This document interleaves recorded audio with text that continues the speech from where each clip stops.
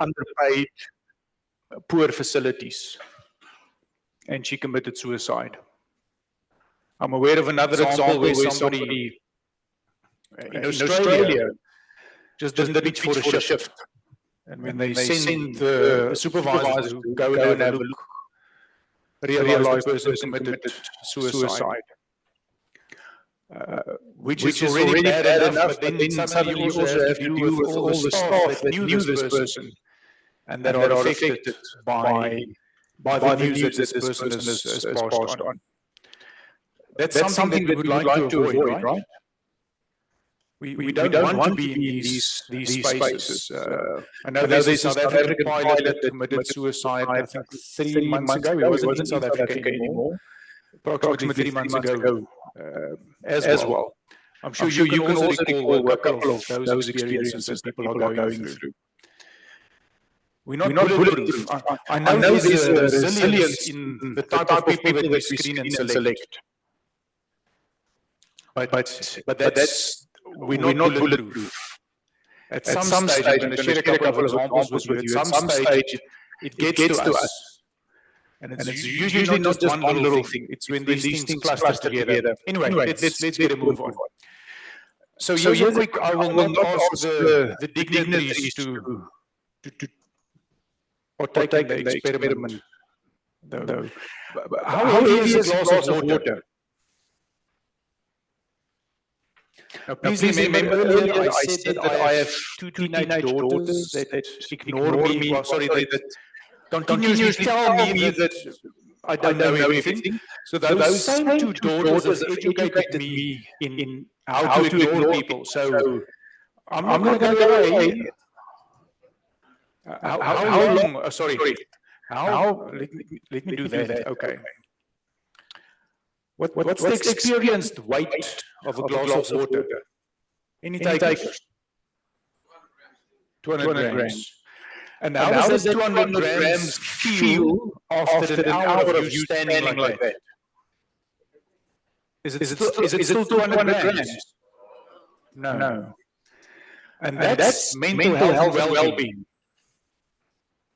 In the here and the now, it may be okay. We recently had a pilot in South Africa whose instructor passed away and was exposed to trauma. It was actually a mid-air flight in the general aviation side. And he left it untreated. And 12 months later, he came to a realization that I'm not coping. I'm not dealing with it, it's affecting my flying. I'm not getting over this hill. And that's what we're trying to get to. We have a tendency that because of all the resilience we have and those people that we select and train, we think they will always be okay. And we neglect looking at the mental health and well-being of our staff and our managers, by the way. And our managers. Managers do also, and execs, do you stress, sir? You don't look like a gentleman that would stress. But if you're in trouble at home, you would stress. Okay, it's a bad example, sorry. Of course, we all go through that. Hats off to this young lady. I'm sure you are very aware this is not the most recent Olympics. It's a previous Olympic Games where she, in a team event, after event number 2 of 4, just walked out.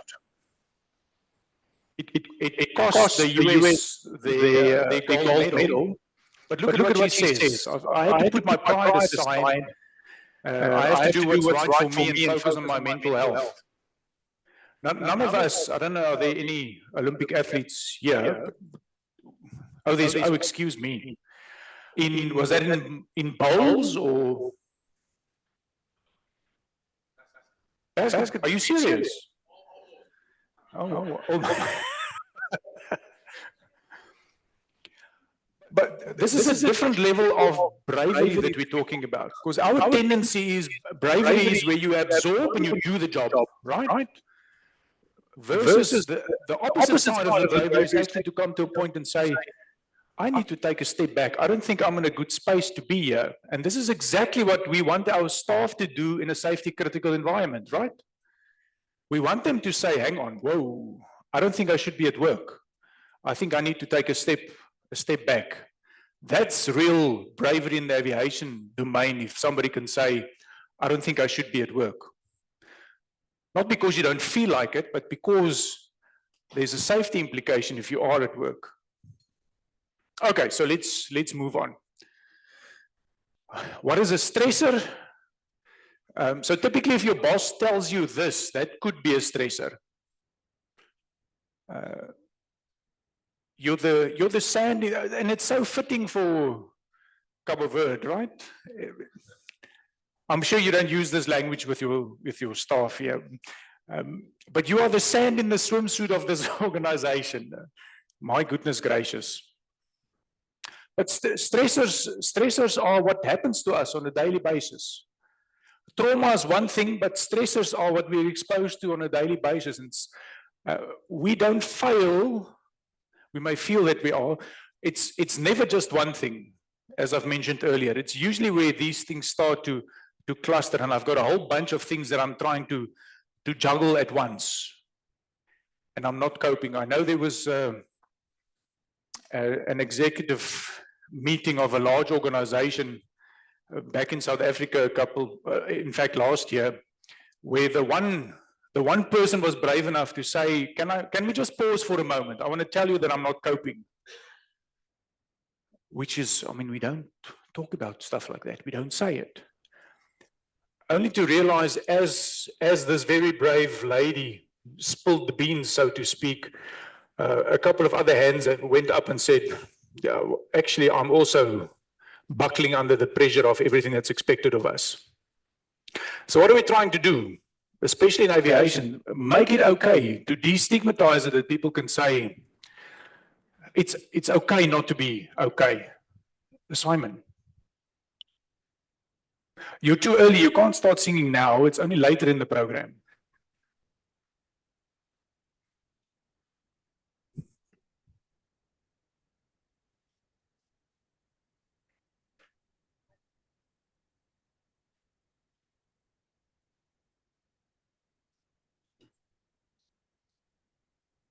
Thank you.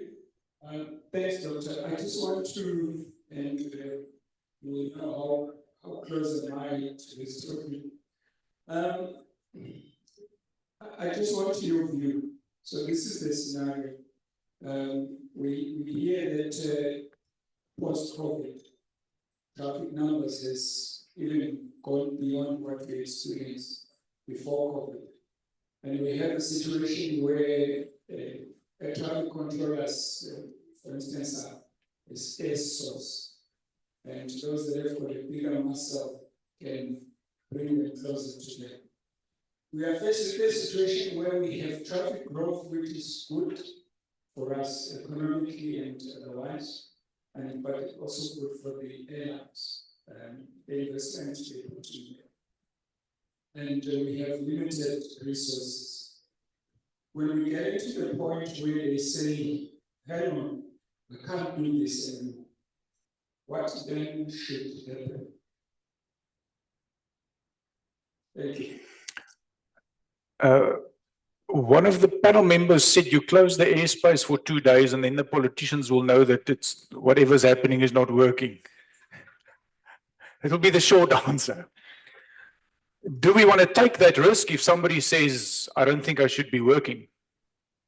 There are obviously other mitigations. Thank you, sir. No, the short answer is no. The other mitigations would be if your staff are really strained. There's a global shortage of air traffic controllers. So it's pretty much a given that they will be at their limits already as we speak. Can we move them around? That would be managed tactically to lower intensity sectors. Can they swap around? Can they share the load? Can you manage brakes in a different way?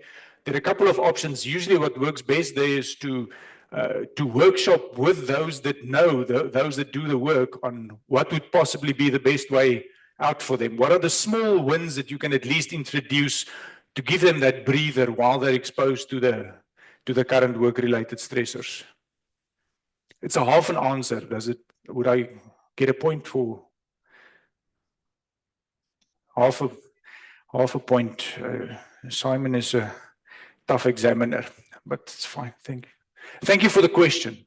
Okay, so it starts with our thinking, you know. First of all, is there something, let nobody know there's something wrong with me, versus it's actually okay to say, I'm not okay. Look at this poor guy. This is typically where a stressor will come from. He simply didn't know that his wife sells flowers and she wants him to buy her flowers. Maybe not yet. It's mostly South African men that's got that problem. I'm pretty sure that none of you have that. But isn't this true? Well, I know truth is a very fluid thing globally. But is this not, I'm going to take a chance. No. Is this not how we treat mental illness? Somebody that's physically ill, we would visit in hospital and we would provide them with gifts. I prefer chocolates, by the way. Others may prefer flowers, and it's wonderful what we do, and we reach out to them. But when somebody is mentally ill, what do? No, we ignore them. I remember about 4 months ago, one gentleman I spoke to, air traffic controller, he was also at a unit, the roster clerk. And then he got into a bit of a situation, and he says, previously, he would get calls and messages daily. And as soon as he went into this situation, it completely dried up. Because suddenly we treat people as if they are lepers. There's something seriously wrong with you, as if it's infectious. We don't want anything to do with you. And in fact, the best thing we can do is just reach out to them and say, sure, we know what you're capable of. We're sorry to hear what you're going through. Hang in there. But we have this tendency as peers and as seniors to ignore it or to leave it. And that just adds to what they are experiencing and what they are part of what they're struggling with in getting out of that hole. We're helping them to make the hole even deeper. This is ICAO reference. It was in the midst of COVID. So there's an ICAO mental health work group. That doesn't look good at all. Maybe it's my eyes. Can you read there? All those with medical licenses, can you read there? I'll do the screening in here from the front for you, that you know who's in. No? All it says is, when it comes to mental health and well-being, it's not as simple as long as you have peer support, as long as you have CISM, as long as there's somebody that you talk to. Not at all. What ICAO is saying through this publication was about the middle of 2020. I also have that document available if you're interested.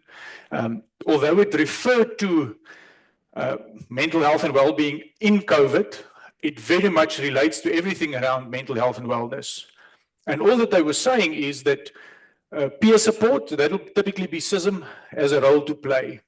But so does professional associations, so does the employer or the operator, so does the aviation medical examiners. There's no way that one party by themselves will be able to bridge this gap when it comes to safety and mental health and well-being. We all have a part to play.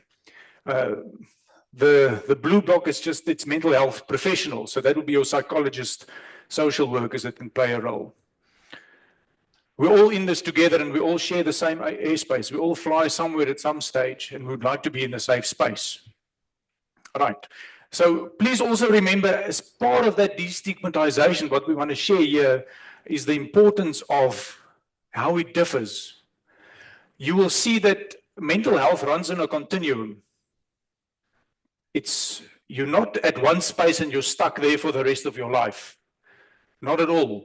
And typically where CISM or peer support, and I'll explain the difference between that a little bit later on. But with peer support on the wellness side, till about 3/4 into the unwell, where we get into a medical condition, is where peer support can help. Peer support is not the answer to everything, by the way.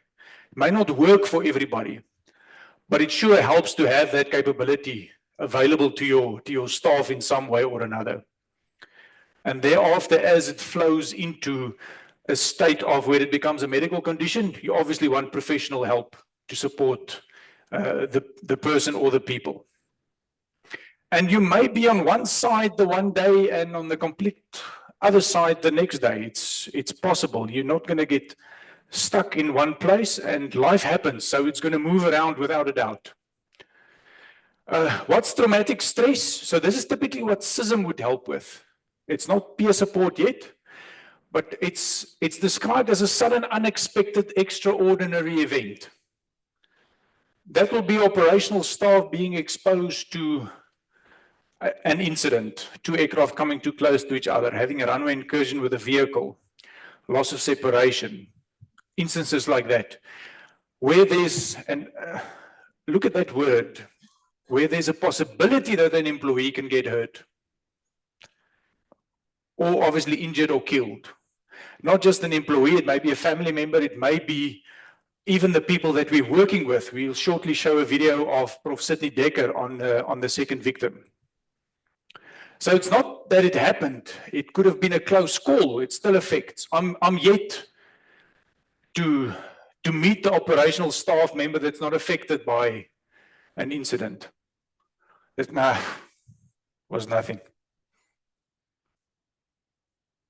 Right? It gets internalized. It's part of their fabric of being as operational staff. So it will affect them if they're involved in it. Here's another example. Remember I said to you that it's never just one thing. This is a true story. Oh dear. Okay, I thought I removed that. But let's run with this. So there was a controller we dealt with, or we assisted rather, failed her first course. She was worried about this because after the second course at that stage, the chances would be that maybe this is not your thing. Maybe you need to consider a career change. So you can imagine the stress involved with not making that course. And all of you that's been through a validation will know the impact that training has got on a person's performance. I mean, it really takes it out of you. So she went on a second course. She had to make that course. So there was a lot of stress involved there. She took leave, a little bit of leave. She booked off sick often as she started her validation. Her health was not, she was just not coping because she was under stress the whole time, and immediately from there, 2 weeks of leave, and thereafter started with the validation training. So the stressors just kept on mounting. But they are resilient enough. We want them to be able to deal with that, right? If it was isolated and it's only getting through the course, doing your training, it's okay. But what gets added? Life happens. She validated. She had a couple of close calls during her validation where she was asked to explain what made sense to you. Why did you do it this way? And we're going to talk about it later today. Also, the vocabulary that we use as management when we deal with staff. Competence was questioned a couple of times again. So yeah, you've passed the training, you've finished validation, but we're not too comfortable with you working solo. So maybe it's with good intent that somebody would share that, but can you imagine what's going on in that head of that person? It's, you know, if it adds to your anxiety, right? Absolutely. She actually developed fatigue related ulcers. I don't know why that's written there. Please don't ask me to explain fatigue ulcers because I can't. But there were fatigue issues. She started to asking, can you please, I need a break. I need a break. I need a break. And it didn't happen. She then bought a new house, which was an additional stressor that was added. She started commuting between her house and her parents' house because her mom fell ill, and she had to try and support her dad through that. And you can imagine that the chances in a large team that management would not necessarily know what's going on there. that this is what this person is being exposed to. She had a few days leave. Somebody thought it was good to share with her. I'm sorry, this is now confession time. I know I'm not a priest, but this is confession time. So who of us have said, don't bring your problems to work? Wena?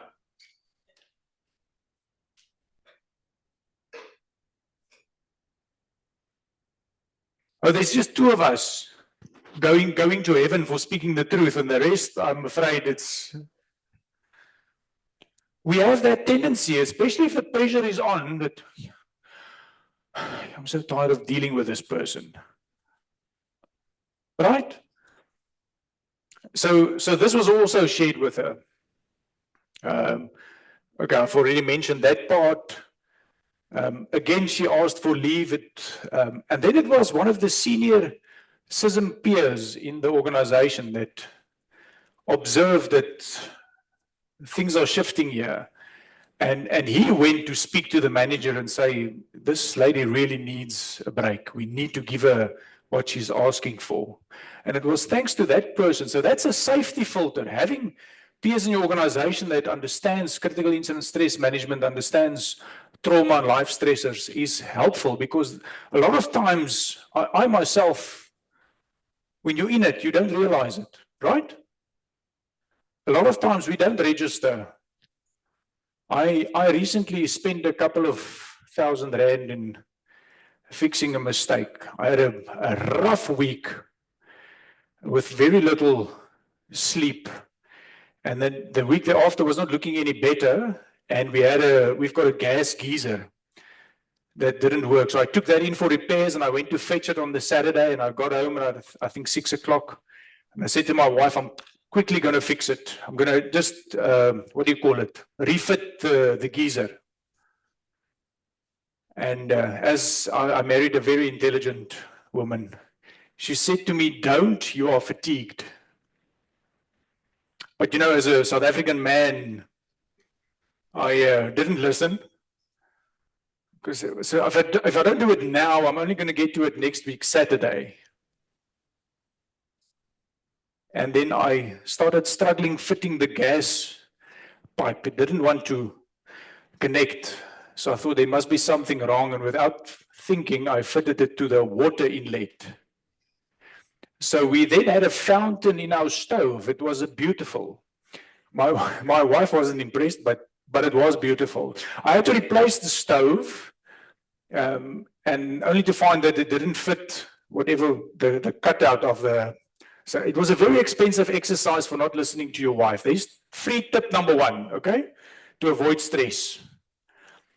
But what am I trying to say is people around you will a lot of times identify the warning signs that you will not realize. Listen to them. Make sure that you have people close to you that you actually give the authority to say, you've got a license to speak into my life. If you see something wobbly, or if I'm not coping, tell me about it so that I can listen. Because a lot of times oh no, it's not my problem, it's not my place. Well, do you rather want to be at that person's funeral doing the eulogy? No, right? We don't want to. Okay, sorry, I'm digressing. So she was solo for 5 months. She dealt with quite a serious emergency the day before. There were staff shortages at that stage, although this is quite some time ago. They were working combined shifts. And that was her words to me. Nobody even asked me if I'm okay. The emergency obviously led to her not sleeping well at all that night. And it ended up, oh dear, okay. She arrived at work. She was quite emotionally drained and asked to, she was considering booking off and then decided, no, let me go to work. And on top of that, she then, when she got to work, said, please put me on a less hectic schedule, a less hectic sector. And so they did, but before you know, cook, now how do I do that? Okay. before you knew it, she was involved in quite a serious incident. Why am I showing you this? This is what your staff are exposed to. It's not just training. It's not just being exposed to an incident. A lot of times, not every time, there's not something mentally wrong with all air traffic controllers. Right? So I'm expecting the whole of the back of the room to say, okay, never mind. Okay. But this does happen to people. And is our system ready to deal with something like that? How do we deal with this? Do we tell them, don't bring your problems to work? Because that's impossible, by the way. Let's just pause there for a moment. It's impossible to leave your problems at home. Can I hear an amen? Okay, thank you. This is a holistic being. It is impossible for somebody to leave their troubles at home. It ain't going to happen. What we can do is enable them and their peers to manage it as best as possible. That's my wife. After I told her she can't have she wanted to buy a turbo vehicle. So I said to her, sure, just get another husband first, because you're not going to be married to me and drive a turbo. And now I'm joking. It's not right. Okay. So what's traumatic stress? Oh, sorry about that.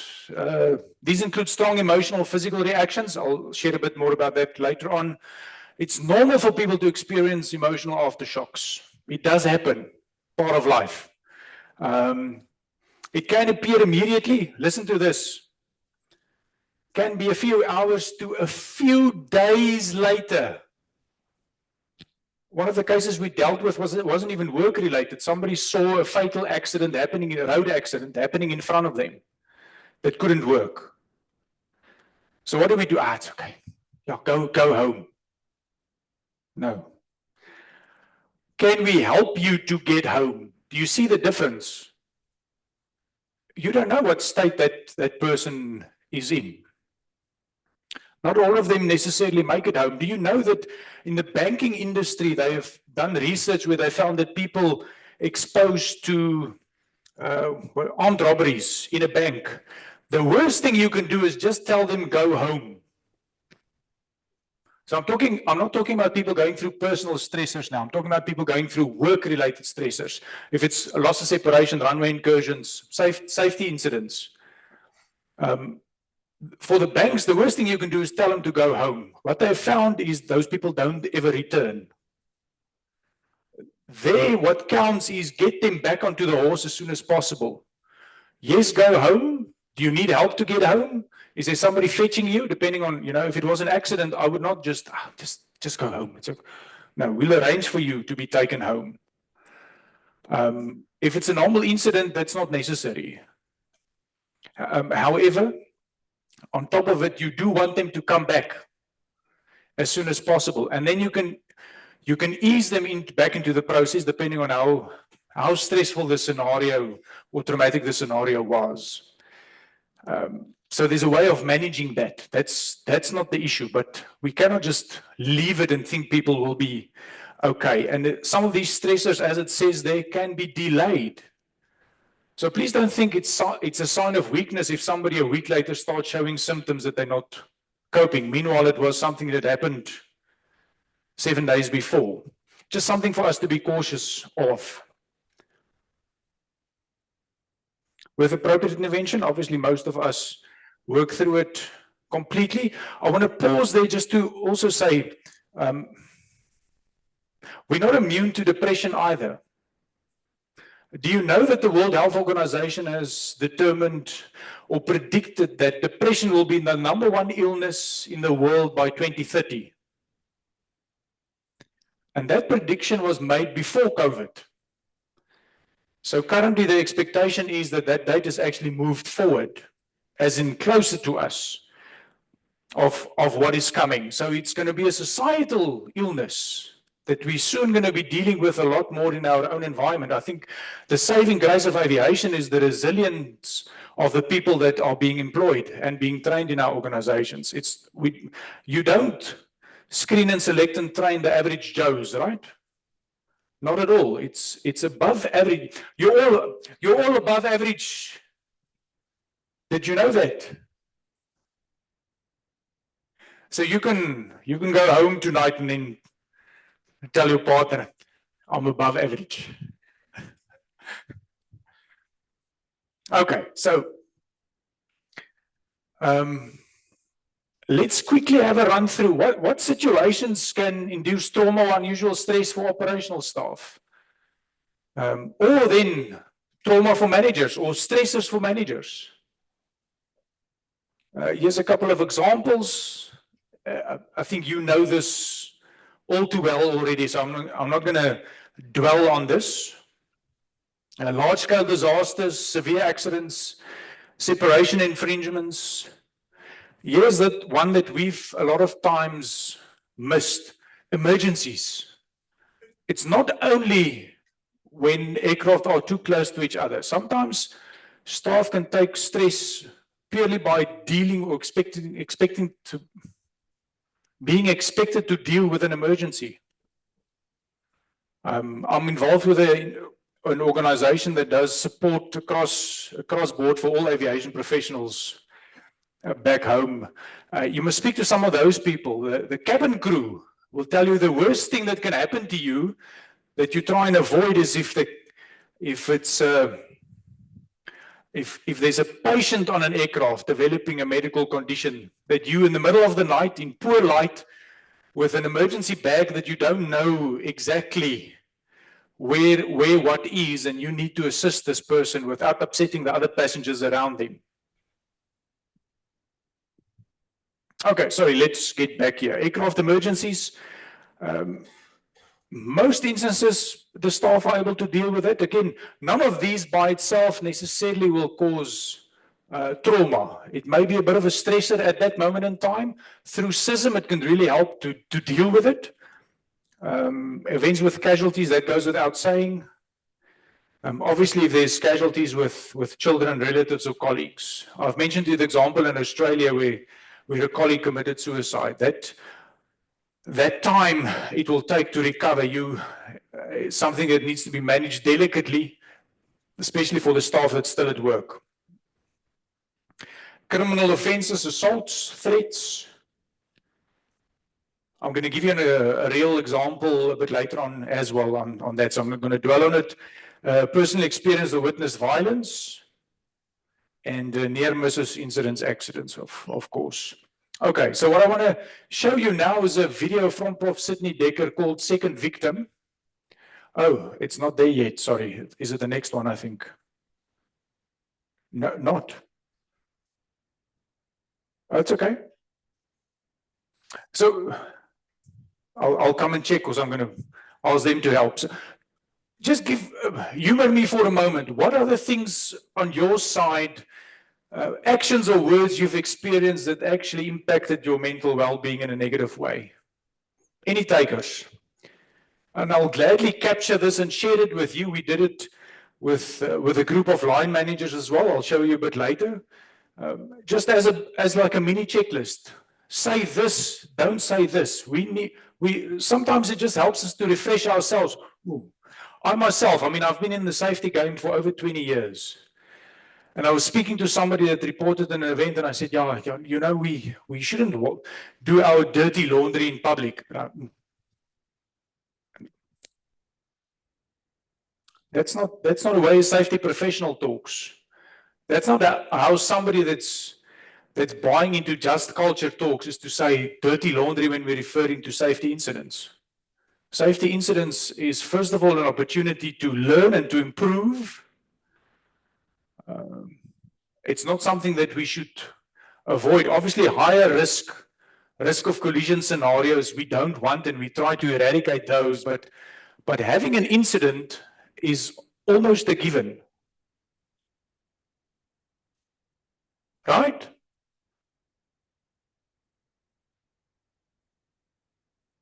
Is there anybody that's going to agree with me? Oh, thank you. Thank goodness. That's the reality, because what happens? What is the last safety filter in the system? The human. Which humans don't make mistakes? Except for Simon. Thank you, Simon. Do you want a hug now? No, humans make mistakes. So we can't be surprised that if there is an incident where the last filter has failed. What is more important is how we react to it, how we respond to it. And when people feel less pressure to respond to reporting an incident, you're actually investing in the learning of your organization, in the safety learning of your organization. If you say, oh, hang on, but thank you for reporting this. We can actually make something out of this. Even if you made a mistake. Again, I've been over 20 years in this game, and I can count on my one hand the amount of times where we've investigated an incident and it was purely human error, nothing else. Because it's a complex system, there are always elements that's occurring, and that's the systemic stuff we have control over. Okay, I'm digressing. So please help me. What will be any takers? What have you experienced that somebody have said to you or done to you, or what have you seen that made you feel, really? Yes, sir. I think that's leadership. Leadership can be one of the things that can jeopardize your own. Absolutely. Yeah. Can you maybe give me an example? Or if you say leadership, what do you mean by? If, for example, your manager say to you, you didn't, the job is not done yet. Following an incident. Yeah, and he can say that your colleague used to do this job. Yeah. In fact, it can jeopardize your normal situation. Yes. That's an excellent example. We've had that. We actually comparing with your colleague. Yes. Training investigators. The last thing you do is tell him, but John never did it like that. That's not the intent. We're trying to figure out how do we make the system safer, not to compare controllers. They all have their own uniqueness. In fact, I have a friend who's a male nurse in the UK, and he was involved in an incident a couple of years ago. So they call him into the office and say, we already knew you screwed up, so just tell us, how did you do it? That's a good way of starting an investigation, right? Not at all. First of all, what we're damaging is his mental health and well-being. Secondly, we're just making sure that that person says nothing further in the investigation to aid safety. That's what we've created there. Okay, so, oh, no, hang on. More examples, please. Anybody experienced it? Sir. Hello, yeah. When we are being trained, I mean, as controllers, the way your instructor takes you through certain ways, he says to you, you just mentioned one, don't come with your problems. And that is a common phenomenon. Once you sit by either the simulator or the console, that is what you are being told.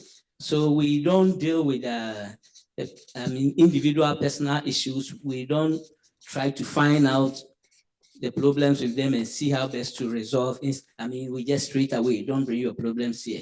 And in certain situations, for instance, I had a personal experience where your bosses, because the traffic was very low, so you are all in a conversation, everybody. And those times were being purely procedural. And before we realized, there was a near miss, and I was being trained. So I failed to write the correct fly level. and there was another one. So those times it was 20 nautical miles because it's procedural. So we mix it by some, I think 1918. And because of that, I had to, my training has to be delayed. I mean, the rating and other things. So apparently it will have effect on you. I mean, going forward, even though they're trying as much as possible to ensure that you have the best. So some of these things, these are some of the petty things that we need to take into consideration. It's a sure way, again, of making sure people don't speak up, is if we tell them, please, we're going to delay your training, or we're not going to sign you out because of what happened. We make mistakes. It's how we respond organizationally to those mistakes, by having the systemic filters built in. But for that, we need people that are willing and able to speak up, to say, well, this is what happened. This is the information I was confronted with. This is how it made sense to me, how I got to the point of making this decision. Remember, when the incident occurs, it's not an error or an incident yet. It's investigators that declares it as an error or an incident afterwards, because of hindsight bias. While you're doing the job, you're just doing the job. Right? None of us arrive at work. It's happening today. I worked with a mining company we had this conversation. Who arrives at work?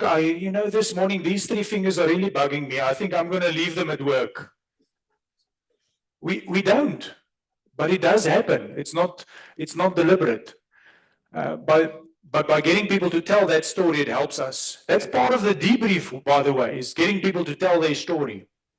Not just good for investigations, but also good for the debriefing part. Okay, I'm going to pause there and move on if you don't mind. Unless there's somebody that's got a really good example that you want to share. Yes, sir, they're in the back.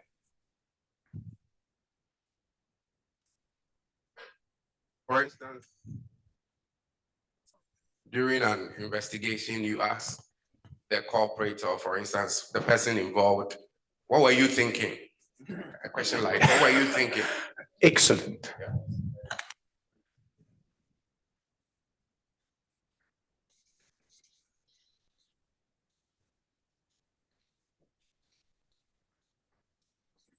Because what we're creating there is, explain yourself, soldier, instead of, sure. I can imagine this was not a nice thing to deal with. Do you mind sharing with us what happened? It's the same question. It's just posed differently. And we are responsible for that. The vocabulary that leadership uses and investigators use determines the quality of information that you're going to get, but it also determines how quickly that person is going to bounce back. More importantly, we are safety professionals in this room, right? More importantly, it sets the scene for the next person's report. I did some research with a group of controllers and asked them what determines whether you're going to report something or not. And they said, well, it's simple. The way the previous person was treated will inform whether I decide to report it or not. That's how important it is, the vocabulary that we use when we do ask people to report or tell their story. Okay, so facts about traumatic stress. I'll quickly go through this. No, but this is a duplicate. Never mind. You didn't see that? Just for interest's sake, a couple of things. Note that your reactions can be cognitive, that's the thinking part, it's emotional, it's behavioral, it's physical. And your CISM debriefers will be trained on all of this to recognize and educate the person on that. What you're experiencing now is normal because of the abnormal situation you've been exposed to. And that people can understand that there will be different types of reactions. You may have all 4 of them, you may have a full house. I'm not going to dwell on this slide. I will leave it at that. I really want to get to the video. And then there we go. And then we'll have a break if that's good. So 6-minute video and then we move into the tea break. So is that okay? Oh, do I have 15 minutes? Oh, so I can talk more? No, I won't. So as mentioned, this is Prof. Sydney Dekker. I know they're talking about traumatic stress here. So it refers to the extremes. So it's near misses where it was a really close call, and accidents. It's not necessarily only work-related incidents, but I would like you to just listen to the reasoning behind it and why people experience it and how we can approach them. So let's start if I click. This makes me feel so powerful. Twice. Okay, thank you.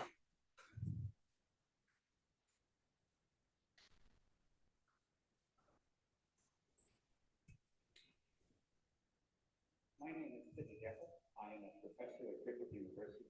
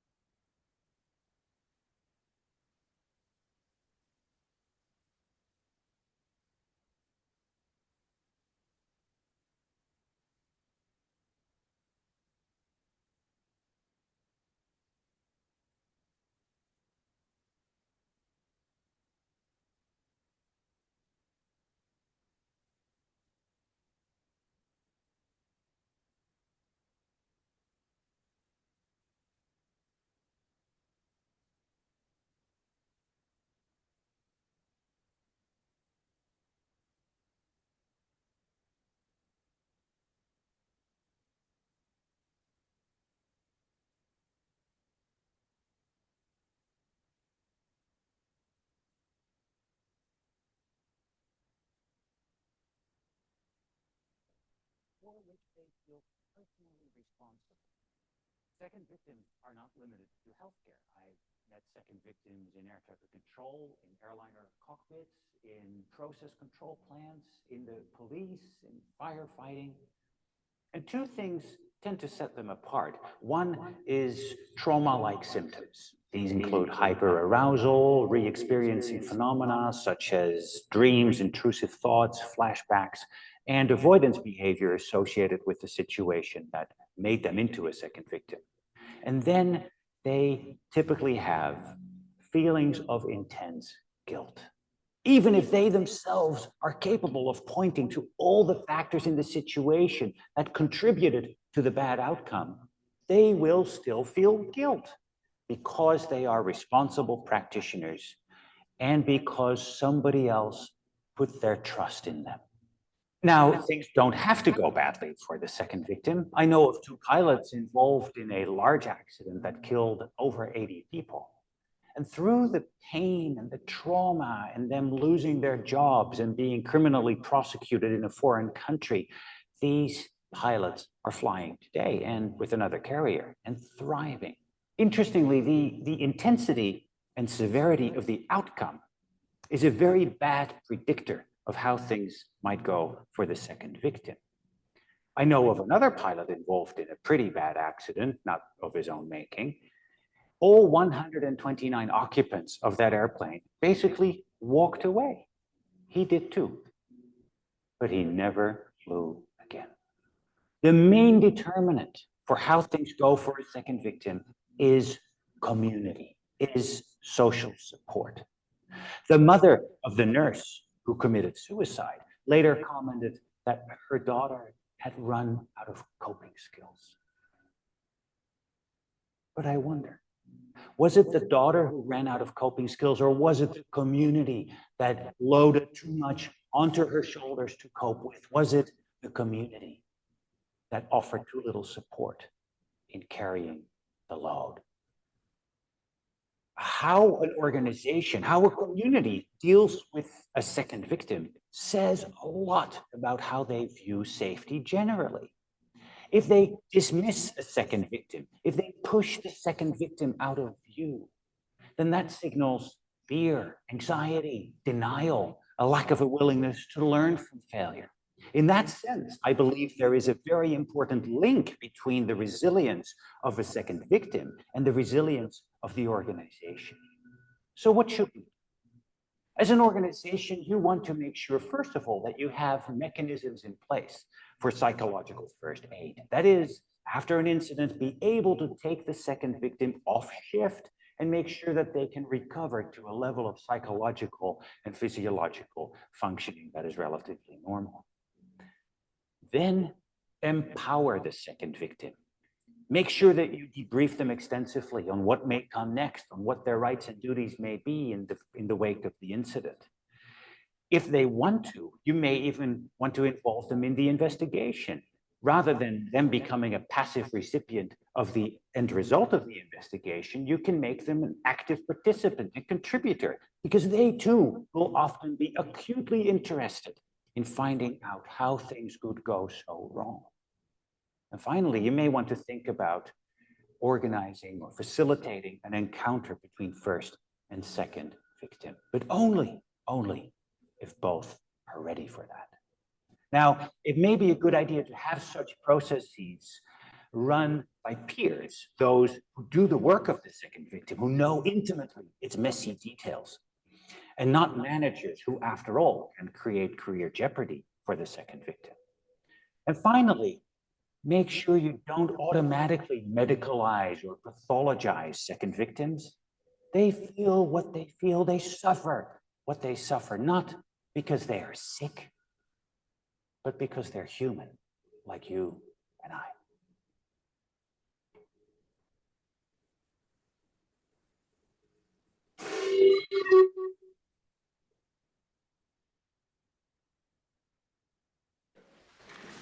Absolutely. I love what he's saying. How we take care of those exposed to incidents says a lot about how we think and approach safety in our organizations.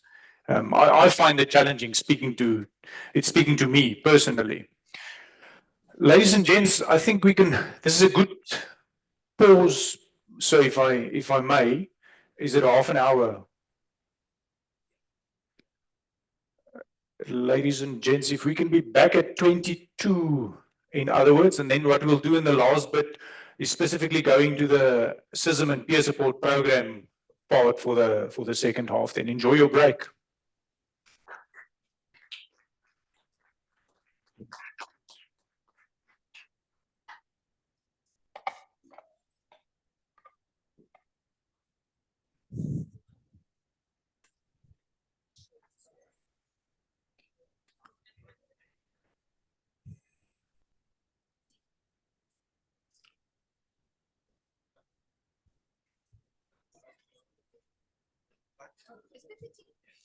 Sorry. Is it PPT?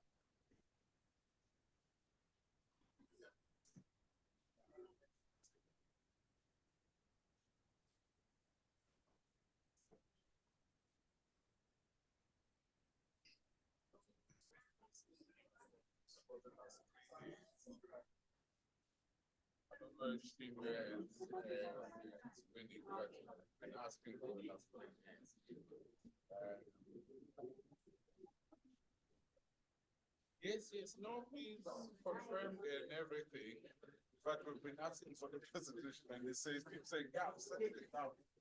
Yeah, we still don't have it. No, we don't.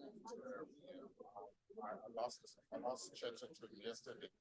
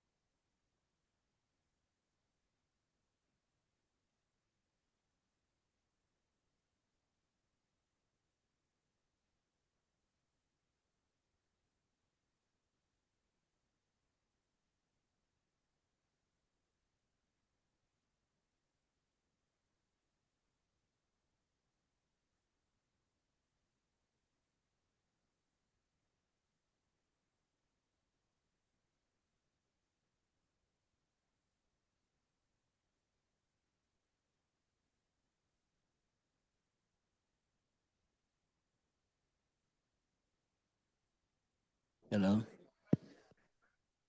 Hello. Hello. Hello. Welcome back. Are we ready to continue? Great.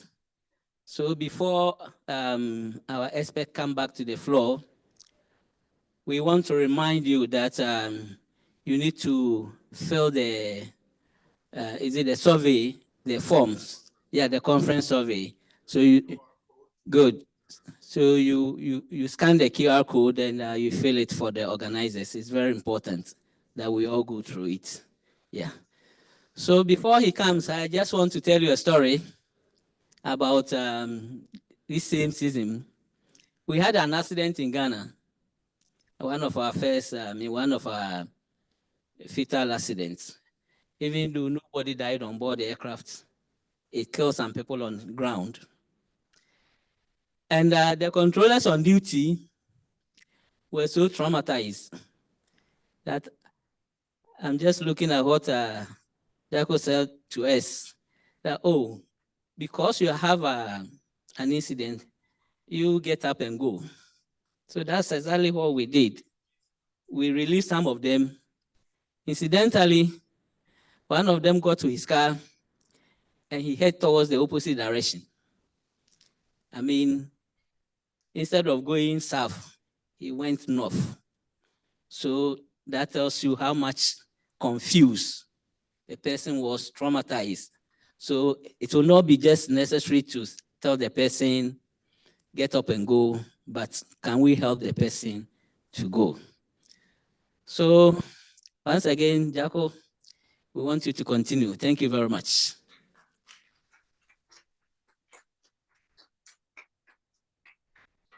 Thank you, sir. If I may quote a lady that I work closely with, a psychologist that does a lot of this training, peer support, CISM training. She says, don't underestimate trauma. It can catch you out, as with that example. I apologize, I got carried away and I forgot to ask if there are any questions. One of my many weaknesses. So are there any questions or any comments maybe, something you want to share of like what Mr. William has experienced in the past?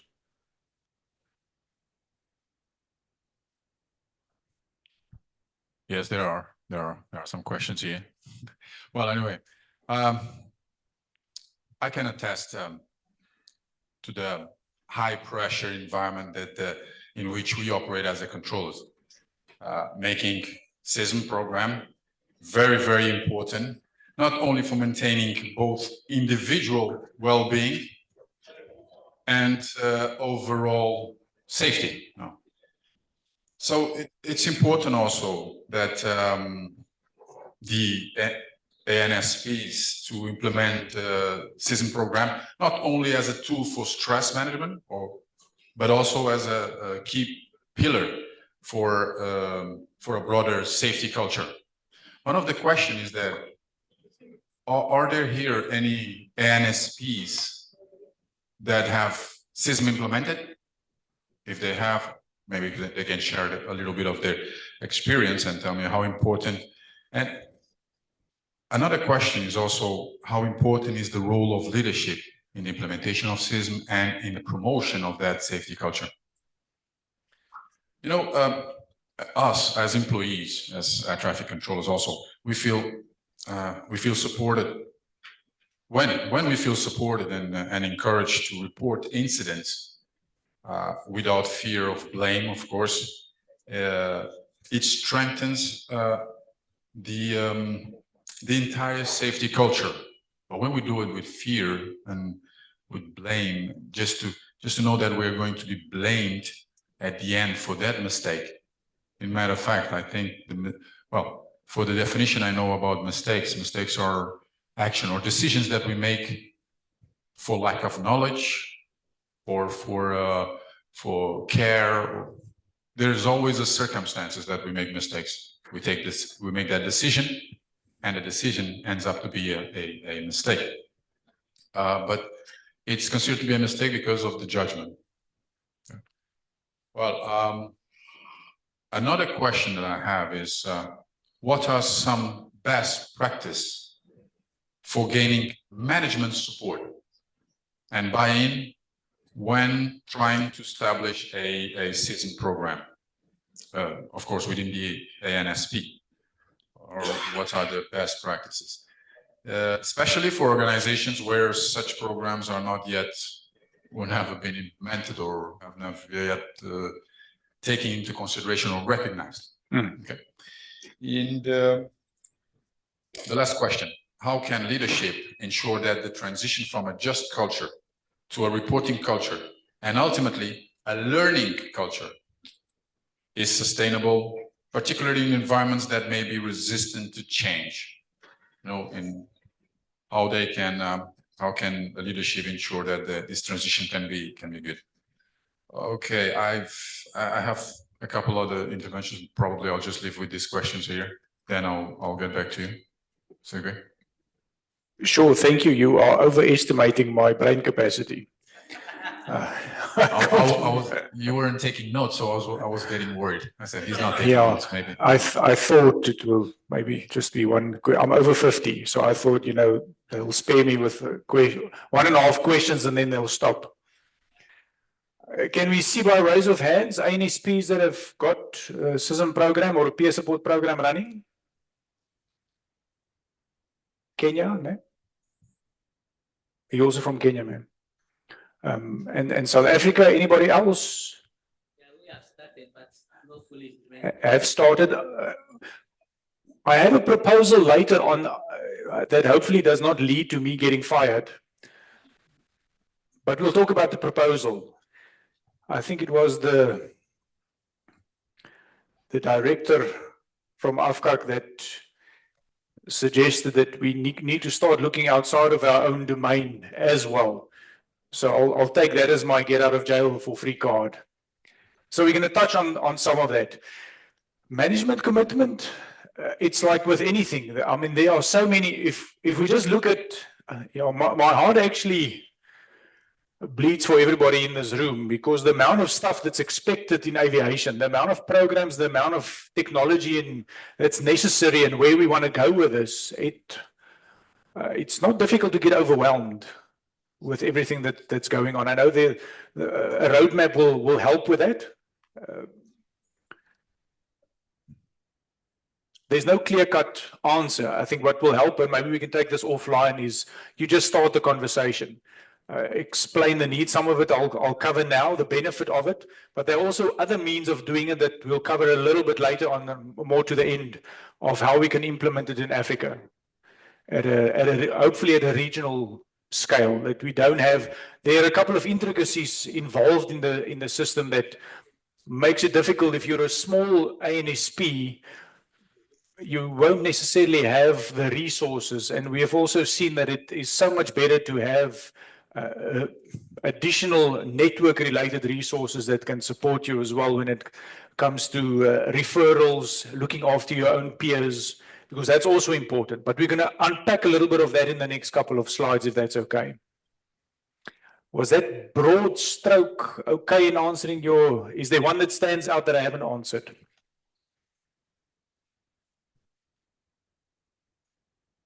Probably the role of leadership in terms of CISM implementation.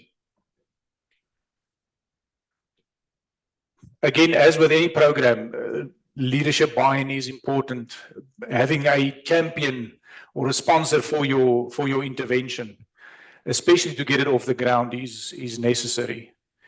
But let's not kid ourselves. The one thing I've learned over the years is we like to say it, but you know, safety first. Safety is number one. Really. Sorry, we had that conversation. Right? Sorry, sir? It depends. Safety can be first, but safety can be jointly. Yes, absolutely. And safety competes with many other things in the organization. I think it puts the impetus on all of us to be the safety voice whenever anything else is discussed. Because safety is not something that's going to stand up and speak for itself unless there's an accident. Although, yes, sir. Yeah, it's safety for a business, company is not the first, but the safety can be something jointly to maintain the wins that's come to the company. If you don't see safety, can jeopardize what you try to find, the monies and so on and so on. They have to be together, safety and also production. Absolutely. If you see production, only production, you can lose all the production that you win. You have to see the two things. Safety can protect your production. Yeah. Yeah, that's that constant negotiation at an operational level as well as an organizational level between efficiency and safety. It's a daily effort, and we all know it. You do it every day. That's part of your job. Okay, so let's get cracking on the next part. I'll be available afterwards if you want to share more thoughts and ideas on your side. Thank you. Is that okay? That's okay. Thank you. So what is CISM? Well, the best thing, and maybe this is answering part of your question, it's a management tool. Of all the things that we expect from line management, we want them to look after the well-being of staff as well. Well, there's a role that you can play, absolutely. But your CISM debriefers should actually be seen as an extension of management, not that they're answering to management. That will derail your program for sure, because the aim is on creating an opportunity for a non-judgmental conversation to help debrief those people and help them to cope is the wrong word, to manage what they are exposed to. So first of all, it will help you to prepare your employees that they understand, recognizing when they need help, when to reach out, educate them on trauma and stressors, right? If we're educated about something, it's so much better to notice it in yourself and in other people, versus if we're only pushing the limits all the time. I've mentioned to you my wonderful, intelligent example of missing the gas pipe and the water pipe. That's what happens to us as humans. Okay, granted, married men have a tendency to make more mistakes. I'm going to, right? I just want to check with my CEO. Is that correct, ma'am? Married men make more mistakes. Thank you. Research have proven. It's one of those things.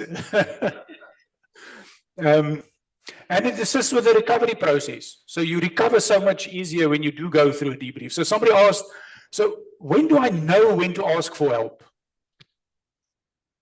Anytime. I'm involved with 2 programs back home, both of them. The vast majority of debriefs are informal debriefs. It's not, here's an incident, I'm getting debriefed, and I'm on my road to recovery. The vast majority, as soon as people get to know who the debriefers are, they start reaching out to them and having conversations with them. So it actually becomes part of your practice and the culture in the organization, that people start knowing who they can go to, who they feel comfortable to speak to. And it's an ongoing investment in your organization, not to replace what we would call EAP or employee assistance programs. It's 2 different things. There's a place for an employee assistance program if you have something like that, but it can never fulfill the role of a CISM or a debriefer program, for the simple reason that you are so much better supported by somebody that understands the intricacies and the challenges of your job. Right?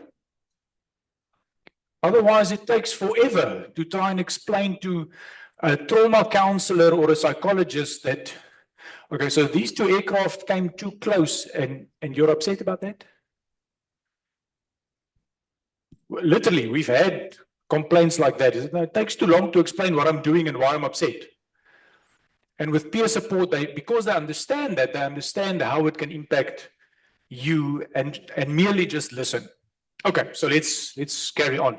Goal of CISM creates a safe harbor, of course, helps employees to understand that the reactions and the symptoms are normal. So it's normalization. That's what the debriefers are trained in, to say this is normal what your body is going through, because it's a reaction to the abnormal. Remember what Prof. Dekker said? It's not because there's something pathologically wrong with people exposed to accidents or serious incidents. It's because they're human. It's like fatigue. If you're exposed to that, this is the way your body will react to it. It's not that you have a choice on how you want to react to it. Some of the stuff happens automatically inside of you. It restores control, self-confidence. Show me a controller without self-confidence, please, that's still carrying a license. That's your number one defense. And that's what CISM does. It rebuilds, it helps you, it supports you to rebuild your confidence. If you've got self-confidence, you can be back on position. Sometimes if they're going through a rough patch, we've even had somebody that returned, shame, it was two controllers that were married. The one passed away in a vehicle accident. Let me just say, in those instances, it's not get back on the horse as soon as possible. Please remember that, not at all. There you need a program to ease them back in. Bring them back to work, maybe an admin shift or two, start with an OJTI shift or two. And when they are ready and the OJTI says they're ready, you say, okay, let's see if you can go solo again. It's not come back as soon as possible. You need to be back on position. That's different trauma than being exposed to work-related trauma. Is that okay? Don't get that wrong, please. Yes, sir. Yes, you're talking about, for example, retaining control, cognitive, emotional behavior. Isn't that something related to psychology? Is it necessary to have a psychologist in there? If it escalates. So 80% of people exposed to life stresses and trauma with a simple peer support debrief recover to normal within a couple of days to a couple of weeks. That is stats kept by Stiftung Mayday in Germany. So they have about 2 decades of data that has showed that. There is about 2% that would escalate to a point where you need additional help, where you remember that continuum and where you get into the red, where you need a referral and you need somebody to help you with professional help. But even there, I want to say it's worth gold to have people that understand the aviation industry. It's not just a psychologist, it's a psychologist that understands the aviation industry. A lot of times, because out of ignorance, we've had a case where out of ignorance, a psychologist used disqualifying language in the report that caused the person's license to be pulled. Although they were showing the exact same signs of somebody else that was given the leave that they needed, were given the peer support, and after that they were back on position. So it's important that you deal with somebody that understands that domain and the complications of the aviation industry. It's not a normal industry to be in. That's why I said all of you, you are immensely special. Not like me, my family also thinks I'm special, but in a different way. So it does restore control, as you can see on a cognitive, emotional, behavioral, physical. It's better when you know and you can recognize what's going on inside of yourself. Protect them from further harm, of course, and prevention of post-traumatic stress disorder. A lot of people will be exposed to post-traumatic stress. That's quite normal. When it goes untreated, can end up in a disorder. That's why it's so much easier. It's so much better to have those informal debriefs, ask for help, rather than keep quiet and keep it bottled up. Benefits of CISM, it reduces short and long-term distressing after effects. I think I'm telling you stuff that you know. I think this is quite common knowledge for all of us. It definitely has an impact on your sick outs. If you provide that type of support, it does help people to return to work instead of booking off ill. It can even help. We've had cases like that. As that relationship grows between debriefers and their peers or staff, it's amazing to see how people start using them for other scenarios that people are going through. Relationship challenges. Obviously, it reduces productivity problems at work. Because people are much quicker in the space of where they can return to a full spectrum of work. Reduces anxiety, that's the number one thing. Sometimes it's not just the incident, but going through the investigation that adds to the anxiety.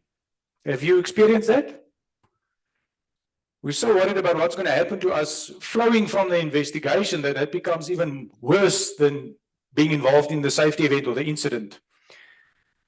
And it reduces anxieties and stress, traumatic reactions being thought of as signs of weakness. That American gymnast, I mean, that's just an immaculate example. And if we can create an environment where our peers are comfortable to stand up and say, hang on, I'm not in a good space. It's worth it for the sake of safety, not just the individual.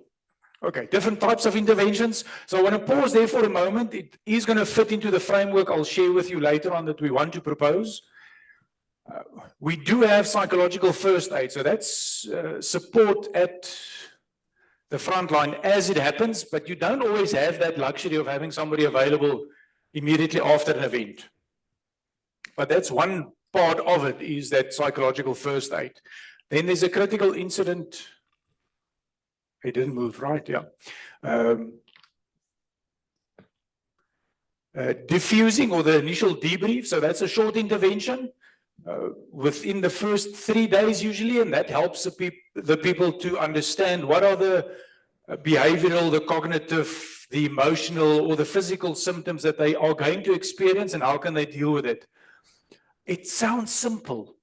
It really does. However, if you're in a bad space mentally, you don't think about stuff like that. And that's, remember, you're not going to sleep well tonight. Remember, drink lots of water, eat fruit, go to the gym or go for a walk. Those are really good things to help your body to recover. Remember that adrenaline injection that you received affects your body and affects your performance. And you will feel it physically in your body. And you need to release those toxins out of your body with good habits. And it's just to educate people in that immediate bit. So please remember, this is what's going to happen to you. This is how you can deal with it. And then the formal debrief, that's where you start normalizing. And there's a whole process that you take them through where they first explain what they were thinking up to a point where they explain what they've experienced emotionally. And you take them out of that again. But there's a whole recipe for that. And then, of course, second last bullet point, follow-up or referral. Automatically in. And then the last bit, multiple stressor debriefing. And what that would be is almost like an education process, making people aware of what is CISM, how does stressors and anxiety and trauma affect your performance, how do you recognize it in yourself and in others, and that can be periodic. Or you can maybe incorporate it in your SMS training so that people are exposed to it, that they understand it, be better able to respond to it. A couple of important points for your program when you start is it can never be part of an investigation. Never be part of an investigation. Sorry, sir. I saw you wanted to take a photo. Is it of the previous slide? No. This slide. Okay. It's never part of an investigation. If you want to sync your program before it even started, make it part of an investigation. It's not going to float. Guaranteed.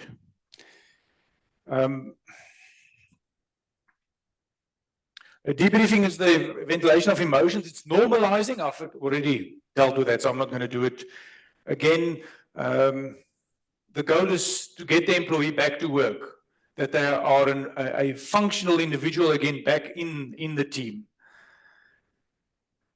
No other reason. It's not to inform your investigation. It's also not the creation of gossip information. So it's important who you screen and select to become a peer. If they're the office gossip, your program is also dead in the water. Although it does run with volunteers as debriefers, we've made a mistake in our own program. We didn't screen and select in the beginning. So we're paying a little bit of a price at the moment on that. But we've also seen the value of doing screening, that you have the right people in there. Sometimes people join the program for all sorts of weird and wonderful reasons. But the number one reason should always be in the heart, that I want to care for others. Then you're on a good path. And there are ways and means that I'll gladly share with you on how you can do something as simple as an interview to pick up on the intention and the motivation behind getting involved in a program like that. And it is a voluntary process, by the way. The last thing we want to do is force people to go for debriefs. So even back home with our program, we've got a whole protocol. Again, I'll gladly share it with you if you're interested in that, a process that's being described. And as soon as you get to the event, what we have done is the manager is the first one that needs to know about an incident. As soon as the incident is reported to the manager, it's the manager's responsibility to contact either the peer debriefer or at the larger units, we have a coordinator, contact the coordinator, and let's just say this person was involved in an event, end of story. Then it's either that peer's responsibility or the coordinator's responsibility to get somebody to make contact with that person. But no further detail are being shared anywhere. And then it's up to that person to decide whether they want to take up the offer or not. They don't have to. This is not everybody's cup of tea. Some people have got really good friends at church or really close family members that they feel more comfortable with talking to, and it's working for them, and that's fine. This is not the goal, the silver bullet for everything. But it is worth having a program like this to provide that support, because it's also about what you're signaling organizationally to your staff, that we're there to care for you, look after you, make sure you're in a good space to perform at work. Okay, so we've dealt with the bad part. Let's deal with the good part of that. Who of you have done it yourself? Who of you have experienced somebody reaching out to you, either saying something or doing something for you that made you feel they've cared, that you're not alone in this, that you're not battling through something all by yourself?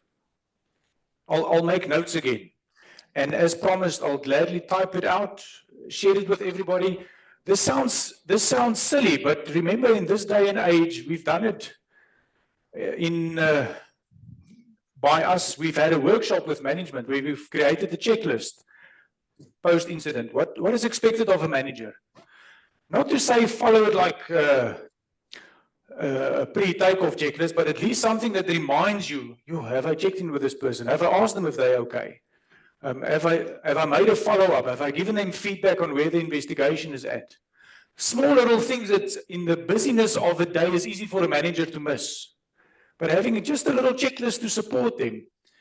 And sometimes, in fact, we've included in there, what is the vocabulary that you should avoid? It's not that bad. No. You'll hear in a video shortly, all experiences are individual. So the way you may react to a vehicle accident versus the way I would react to the same vehicle accident will not be the same, right? So we must be very careful to judge people. It's not that bad. That's in fact one of the worst things we can tell somebody is it's not that bad. And now I've lost my point completely. Okay, sorry, that's where we were at.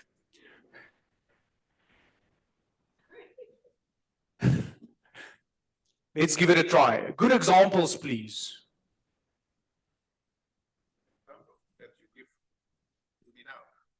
Communication. Communication. Yes. Thank you. But can you be a bit more specific, an example maybe of? The way, how do you communicate, can share the things that's well thinking, you know, it's not the content of the communication, but the way, how do you communicate? Sure. Would you like a kiss, sir? I didn't brush this morning, but I'm willing to give you a kiss. Yes, absolutely, because what do we do? How are you? Doesn't it feel loving and inviting? You know, we know all these things, but we don't apply it. Because we're busy, we're chasing targets. Another example?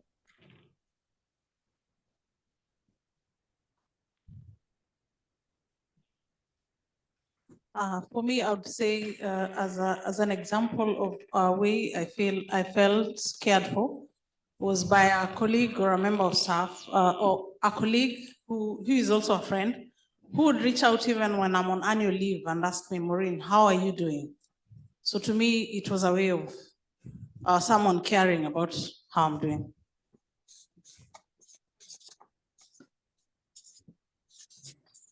So by the way, this is something that gets trained for CISM debriefers, but it's also a managerial role.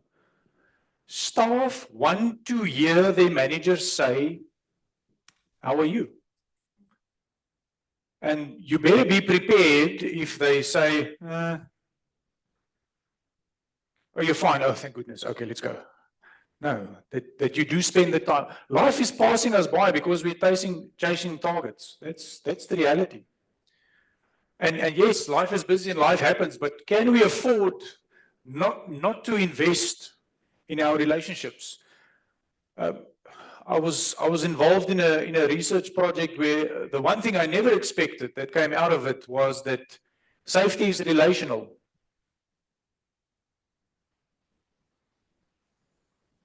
Safety is relational. No, it's about counting incidents. No, it's not. You will not know about that incident if you don't have a relationship with your staff, because they won't report it. Or they will downplay it to a point where no questions, the aircraft turned left. Okay, let's submit the report. But what do you learn? Nothing. Safety is relational. Any other examples, please? Yes, sir. Yeah, so I was involved in a car accident. But the following day, I had to come to work. So a colleague of mine called me, are you okay? Not a manager, but I mean a peer. Yeah. Are you okay? I'm ready to stand in for you if you feel you are not okay. But ideally, you expect that to have maybe come from a manager or something like that. So, I mean, it helped. Then I think on the example I gave earlier, the accident that we had, it happened in the evening. So at that time, all the managers have gone home.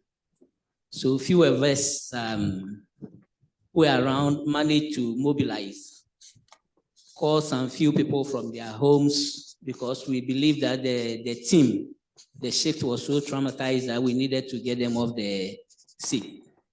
And in no time, we had a lot of volunteers from the house rushing to come and take over the position of those there, and they did it. The following day, we have to follow up to their houses to go and see how they are doing, and they were very, very appreciative, and we believe that it helped in a very long way. Thank you. Worth gold. Worth gold. Sometimes it's as simple as a sentence.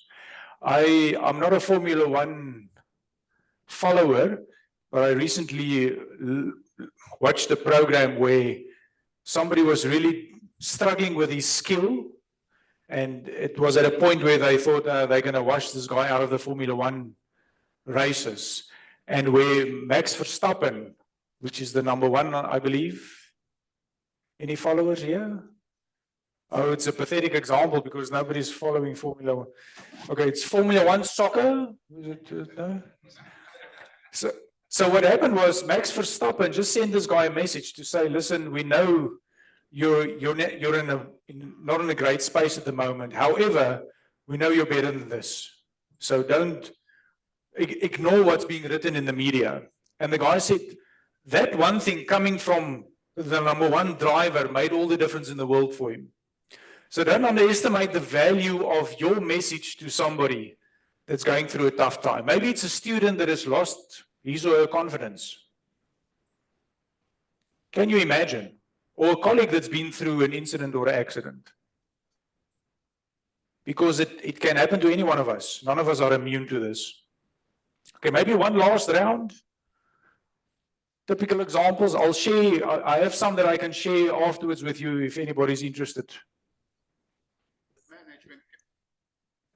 The management can be done with examples. What do you mean by that, sir? Instead to say, do these things, you can say, let's go do this thing together. Absolutely. Well, that's one way to gain the respect. For sure, there's somebody behind.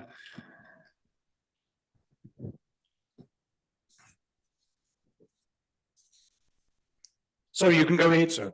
Sorry, if you have any issue that is known to your supervisor and they pay you a visit, it would show that they care. Also, even just saying sorry to you could be a sign of care. Thank you. Thank you. Just acknowledging what they must be going through. I heard what happened. My thoughts are with you. I don't think this can be an easy thing to deal with. It's a simple sentence, but it can carry a lot of weight. Because all of what we're doing here now is investing into the next report. We're investing into safety when we do that, by the way. Right? Because we want them to be in a better space to report the next safety event or incident that they're involved in. Did you have your hand up, sir? No, I did have my hand up, but I just thought about something where you, for instance, think you're being kind, like asking the staff to take leave, for example. And you ask someone who's just had a bad experience to take leave, and you find that maybe leave is not the right thing, and they would prefer to be at work than at home. That's a good point. So how do we get around something like that?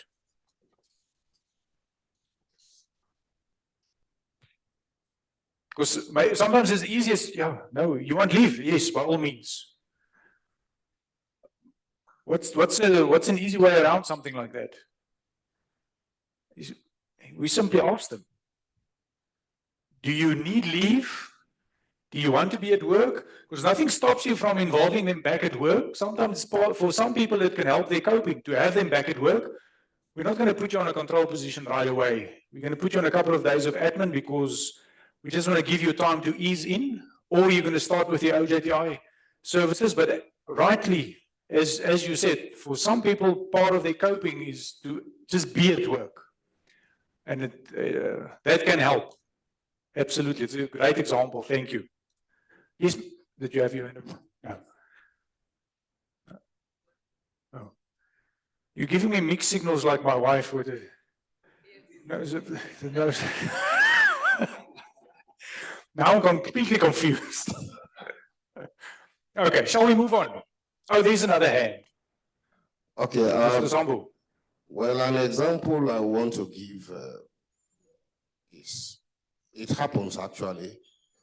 Late in the night, wife's on bed, then a colleague of mine called me and said, safety manager, I had an issue at work today. I know by tomorrow they will inform you about it. And he was trying to explain to me, then I said, don't stress yourself. These things happened. We will fix it. Thank you. That is another excellent example.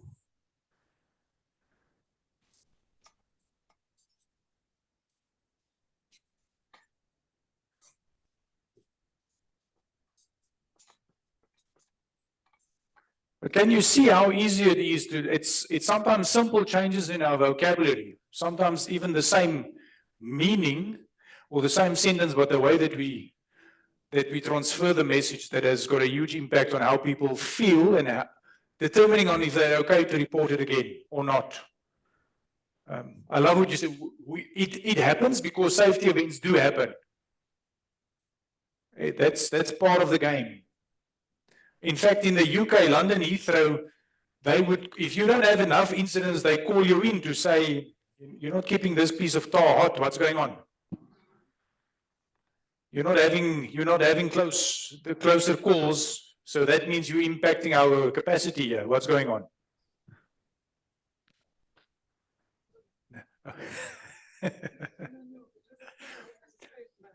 Oh.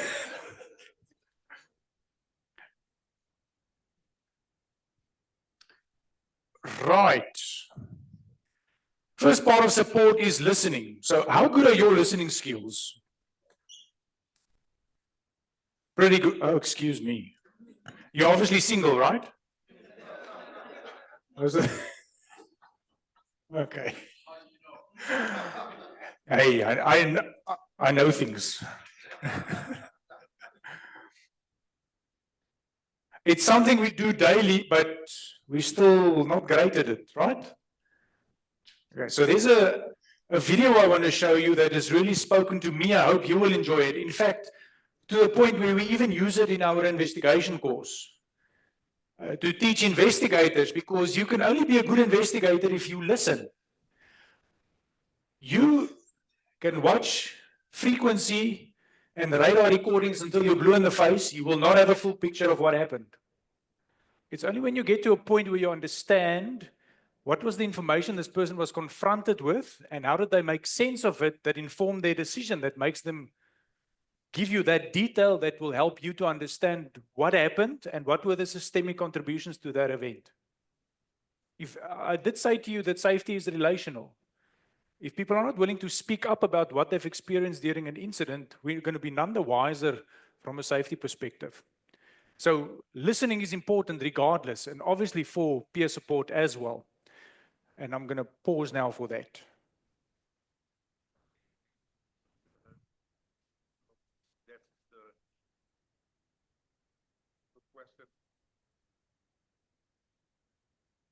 It's coming. Is requested for any manager. If you don't list someone that which one we communicate, you cannot understand what happened. Your environment of the work, you know. To be a good manager, you have to have the high skills of listening. Absolutely. Thank you. So it's Celeste Headley. She's going to give you 10 tips. Well, she's going to give all of us 10 tips on how to be better listeners. I know this is not directly linked to CISM, but there's value in this if we understand it in providing support to others.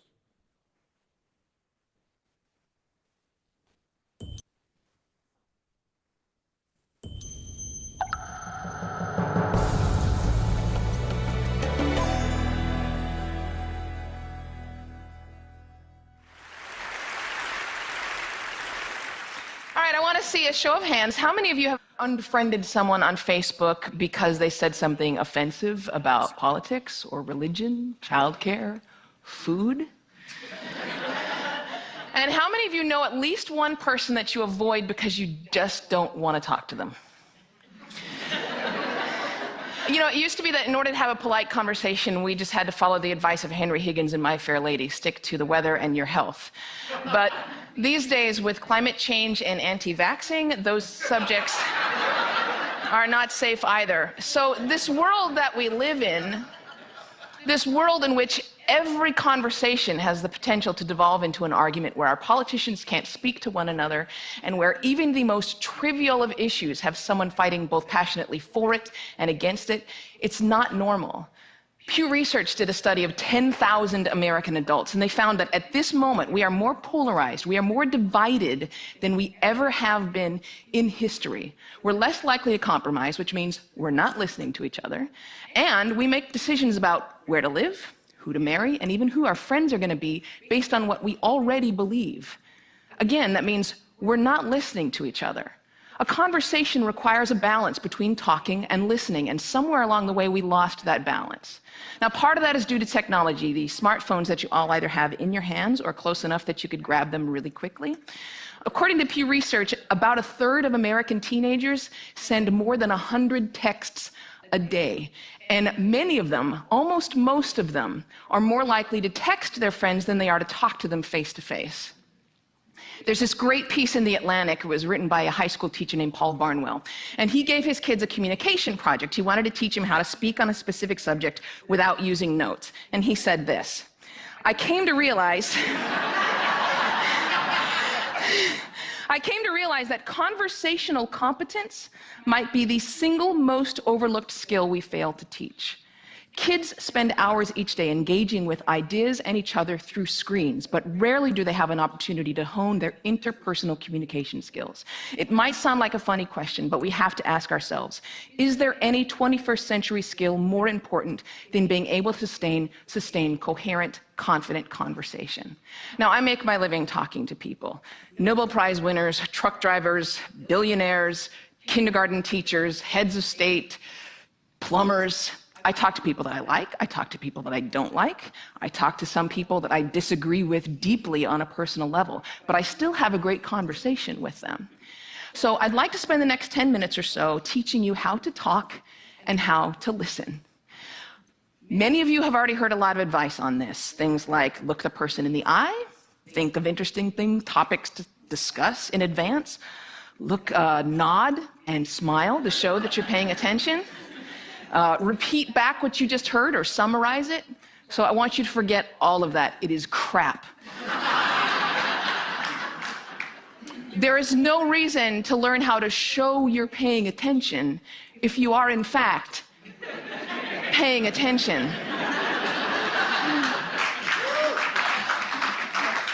Now, I actually use the exact same skills as a professional interviewer that I do in regular life. So I'm going to teach you how to interview people, and that's actually going to help you learn how to be better conversationalists. Learn to have a conversation without wasting your time, without getting bored, and please God, without offending anybody. We've all had really great conversations. We've had them before. We know what it's like. The kind of conversation where you walk away feeling engaged and inspired, or where you feel like you've made a real connection, or you've been perfectly understood. There is no reason why most of your interactions can't be like that. So I have 10 basic rules. I'm going to walk you through all of them, but honestly, if you just choose one of them and master it, you're already going to enjoy better conversations. Number one, don't multitask. And I don't mean just set down your cell phone or your tablet or your car keys or whatever's in your hand. I mean, be present. Be in that moment. Don't be thinking about your argument you have with your boss. Don't be thinking about what you're going to have for dinner. If you want to get out of the conversation, get out of the conversation. But don't be half in it and half out of it. Number two, don't pontificate. If you wanted to state your opinion without any opportunity for response or argument or pushback or growth, write a blog. Now, there's a really good reason why I don't allow pundits on my show, because they're really boring. If they're a conservative, they're going to hate Obama and food stamps and abortion. If they're a liberal, they're going to hate big banks and oil corporations and Dick Cheney. Totally predictable. And you don't want to be like that. You need to enter every conversation assuming that you have something to learn. The famed therapist Eb Scott Peck said that true listening requires a setting aside of oneself. And sometimes that means setting aside your personal opinion. He said that sensing this acceptance, the speaker will become less and less vulnerable and more likely to open up the inner recesses of his or her mind to the listener. Again, assume that you have something to learn. Bill Nye, everyone you will ever meet knows something that you don't. I put it this way: everybody is an expert in something. Number three, Use open-ended questions. In this case, take a cue from journalists. Start your questions with who, what, where, when, why, or how. If you put in a complicated question, you're going to get a simple answer out. If I ask you, were you terrified? You're going to respond to the most powerful word in that sentence, which is terrified, and the answer is, yes, I was, or no, I wasn't. Were you angry? Yes, I was very angry. Let them describe it. They're the ones that know. Try asking them things like, what was that like? How did that feel? Because then they might have to stop for a moment and think about it, and you're going to get a much more interesting response. Number 4, go with the flow. That means thoughts will come into your mind, and you need to let them go out of your mind. We've heard interviews often in which a guest is talking for several minutes, and then the host comes back in and asks a question which seems like it comes out of nowhere, or it's already been answered. That means the host probably stopped listening 2 minutes ago because he thought of this really clever question, and he was just bound and determined to say that. And we do the exact same thing. We're sitting there having a conversation with someone, and then we remember that time that we met Hugh Jackman in a coffee shop, and we stop listening. Stories and ideas are going to come to you. You need to let them come and let them go. Number 5, if you don't know, say that you don't know. Now, people on the radio, especially on NPR, are much more aware that they're going on the record. And so they're more careful about what they claim to be an expert in and what they claim to know for sure. Do that. Err on the side of caution. Talk should not be cheap. Number 6, don't equate your experience with theirs. If they're talking about having lost a family member, don't start talking about the time that you lost a family member. If they're talking about the trouble that they're having at work, don't tell them about how much you hate your job. It's not the same. It is never the same. All experiences are individual. And more importantly, it is not about you. You don't need to take that moment to prove how amazing you are or how much you've suffered. Somebody asked Stephen Hawking once what his IQ was, and he says, I have no idea. People who brag about their IQs are losers. Conversations are not a promotional opportunity. Number 7. Try not to repeat yourself. It's condescending and it's really boring. And we tend to do it a lot, especially in work conversations or in conversations with our kids. We have a point to make, so we just keep rephrasing it over and over. Don't do that. Number 8, stay out of the weeds. Frankly, people don't care about the years, the names, the dates, all those details that you're struggling to come up with in your mind. They don't care. What they care about is you.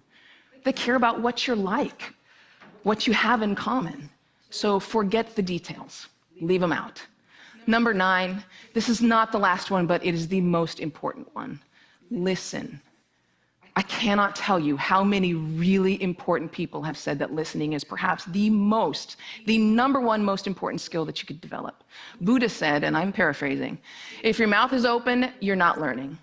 And Calvin Coolidge said, no man ever listened his way out of a job. Why do we not listen to each other? Number 1, we'd rather talk. When I'm talking, I'm in control. I don't have to hear anything I'm not interested in. I'm the center of attention. I can bolster my own identity. But there's another reason. We get distracted.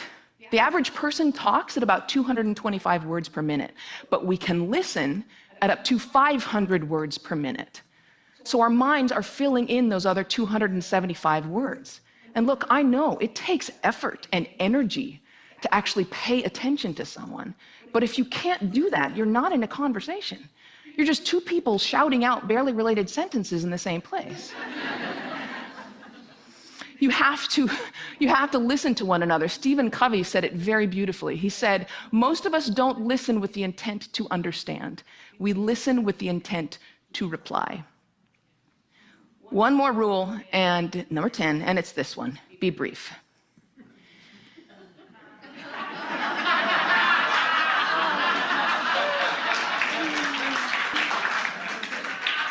All of this boils down to the same basic concept, and it is this one. Be interested in other people. You know, I grew up with a very famous grandfather, and there was kind of a ritual in my home. People would come over to talk to my grandparents, and after they would leave, my mother would come over to us, and she'd say, do you know who that was? She was the runner-up to Miss America. He was the mayor of Sacramento. She won a Pulitzer Prize. He's a Russian ballet dancer. And I kind of grew up assuming everyone has some hidden amazing thing about them. And honestly, I think it's what makes me a better host. I keep my mouth shut as often as I possibly can. I keep my mind open, and I'm always prepared to be amazed. And I'm never disappointed. You do the same thing. Go out, talk to people, listen to people, and most importantly, be prepared to be amazed. Thanks.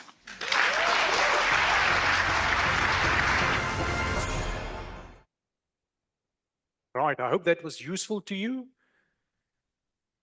How did I press this button now? Oh, excuse me. Okay, thank you. So I'm going to share a bit of detail from the 2023 ANSP survey. So this was done via CANSO. It was short notice, a quick survey. We only had 18 ANSPs that responded just to gather a bit of data. What we have found is what I would like to share with you so that you can also understand you should not be feeling alone. There's a great need as well as a great shortage globally when it comes to peer support. So there were 2 out of the 18 ANSPs, there were, 19 ANSPs, with the exception of 2, the rest were all funded by the ANSP themselves internally. So it's usually either in this case, obviously ANSP, but in other cases, it's either a maintenance organization or an airline, and they would fund the program internally themselves. The other 2 exceptions were where it's an independent industry body, as well as another one was where there was a professional body or a union that would create a peer support capability.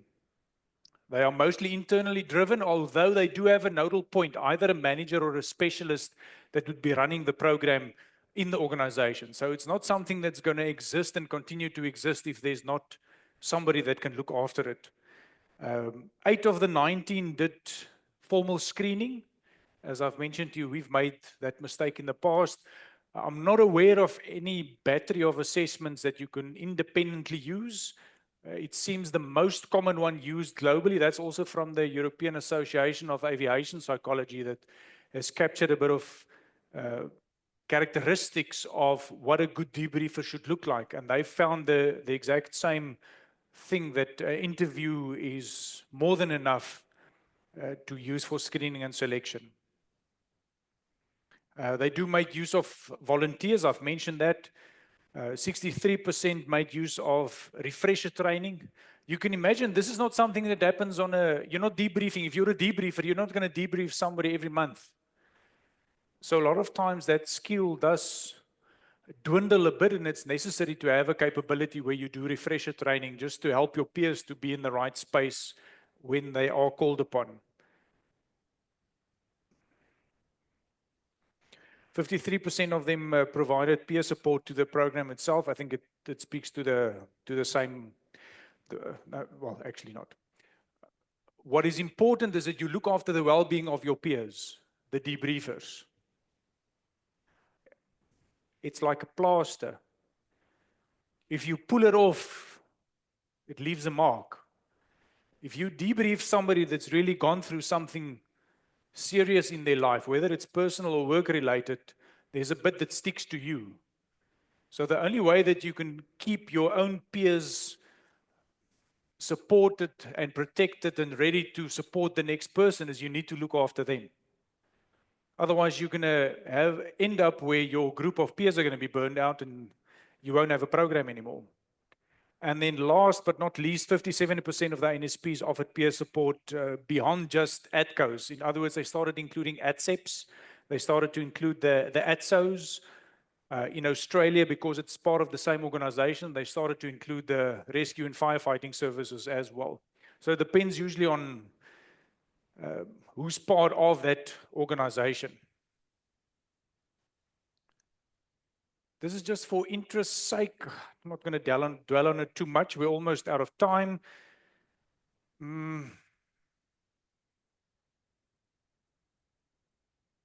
Okay, I'm going to skip this if you don't mind.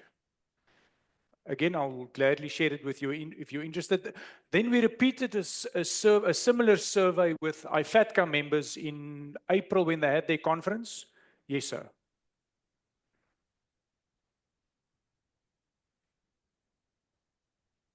Yes, one quick question. It's just a CISM program. Is it only corrective or can it be preventive also? Is it? Excellent question. What we are promoting is a salutogenic approach. Now, I was expecting a standing ovation for being able to just pronounce that word, but apparently it's not impacting anybody here. My vocabulary doesn't stretch that far. So in short, the answer is you should always focus on the positive part of mental health and well-being, and that people are there and they know how to keep themselves there. Which is part of the preventative capability that you need in your organization. Is that okay? Yeah, that's okay. So it shouldn't just be a reactive program at all. It's so much better to focus on the part, and that's also the route that ICAO is taking, although the progress is quite slow. ICAO representing so many states, anything that's being produced will take a long time as a result of that. But I want to, so Africa, please give yourself a round of applause. I don't know if you've seen that. The green block in the middle is the amount of member associations of IFATCA from Africa that responded to the survey, which I think was absolutely spectacular. And then we had a few there from Europe and Asia Pacific, but obviously setting the trend there is Africa. It was spectacular. Again, all this data I'll gladly share with you. On the slides, I'm going to just be brief. As you can see there, 68% of the NSPs indicated that they don't have a formal peer support program out of all those countries. 68%. So that would be only a third of the ANSPs that actually has got a program running. Majority of them indicated that they would need assistance with that, and over 64% of the ANSPs indicated that they would consider participating in future research. Allow me to quickly pause there. This is something that's being considered by, am I allowed to speak about IFATCA? Okay. You know who IFATCA is, right? Okay, so IFATCA is considering this at this moment in time. There's a gentleman, he's a neurologist, Dr. Billy Hoffman. John, do you know, have you met him, Billy Hoffman? Oh. So he's a neurologist doing a lot of research on mental health and well-being. And they've done a study now amongst pilots. They've also just completed a study under the cabin crew. And they find that specifically focusing on avoidance behavior when it comes to mental health and well-being disclosures, where operational staff will say, about 50% of them say, yes, in the past, I've been exposed to a scenario and I've not reported it because I'm worried about losing my license, my medical license. This is definitely not information that should get into the media in the sense of there's something wrong with all of us. But this is very powerful in moving the dial internationally and with ICAO to say that as an industry, we need to start spending more time and effort and focus on mental health and well-being. And that there's support for the people that need it, and that we take the effort to destigmatize it, that people are comfortable to speak up when need be. So managerial role when it comes to CISM or peer support programs.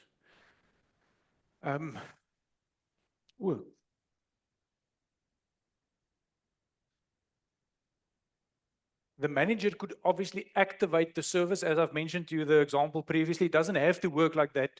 You can determine in your organization what will work for you. But it does help that the manager is at least aware that it has been offered, or that the manager is the one that activates it to say, please contact this person. Monitoring your own influence, I think we've covered a lot of that in the examples that you've given, because it gives us an insight into almost the temperature check in your own organization. for what staff are dealing with and who is struggling with what they are not coping with perhaps. And it's not only, remember that previous example I've shared with you. It's not always clear cut. It's usually not only being exposed to an aviation incident that topples a person over where their coping mechanisms are not working anymore. It's usually when there's a bunch of things that's on this person's table all at once that makes it difficult for them.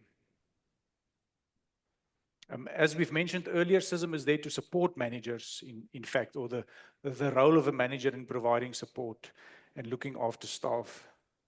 Managers can help with the reintegration. Again, we've covered that already. There's a way to give a soft landing to somebody when they return to work, if need be, depending on what they've been exposed to. And we're definitely not burdening managers to say, you're supposed to look after all of this and whatever we've discussed in the previous 2 days. Not at all. And okay, managers can supervise the progress of reintegration or the progress of that. It's as simple as asking, how is it going? Asking the OJTI, how's this person reintegrating after they've been exposed? These are severe cases, by the way. Accidents or really close calls where that may be the case. It's definitely not for every event that one of your controllers will be exposed to that you have to go through a process like this. Activating CISM as a debriefer. So a manager should be able to answer these questions. What has happened? Getting a full account of that. That's usually where the investigation part comes in. And it can be helpful to be a little bit removed from that, to be honest. You are not supposed to appear as noisy, but rather to ask them what happened from the sense of, how do we prevent this from happening again, or how did this impact you and your performance? That beautiful bullet point there, be cautious not to judge or appear judgmental. This is the crux of a peer support program, is to have a non-judgmental conversation. So the last thing you want to do is, as leadership, go and screw it up by getting people. You've seen the first round of examples of how we ask questions about what happened, or we know you've screwed it up, just tell us what you did or how you did it, which we obviously want to avoid. What are the symptoms, if there are anything specific? And this you will pick up through, if you follow Celeste Headley's example. Did you hear what she said? Is instead of asking them, were you anxious when that happened? You're going to say, yeah, I was, or no, I wasn't. And then she said, but just turn that around and said, what was that like? And by asking a question like that, you're most probably going to answer 3 or 4 questions of those already, and you will know in what state your staff member is and whether they need further support or whether you need to play a different role in supporting them. It does help for you as managers to know what the attitude of staff is towards those type of CISM debriefs, because it may mean that there's something wrong in your program, that people have started, bless you, man. At times, sometimes in a weird way, people will start thinking information is leaked. That information shared in a CISM debrief got to a manager. And before you know it, people are going to stop using the program. So sometimes it's helpful and necessary to pause for a moment and just speak to a couple of people. Maybe even ask one of the peers inside to speak to a couple of people and get a feel for what is going on. Are people using the program? Is it working? Or has something happened that is that you've hit a bit of a wall in some way or another?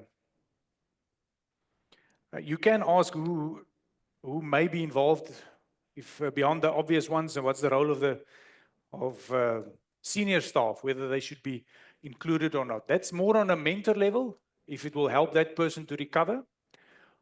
And some contextual factors that you can, triggers that you can consider. Any other recent or ongoing stressors apart from the incident itself? Those are questions, but in fact, that's also why we say that the CISM debrief is an extension of managers.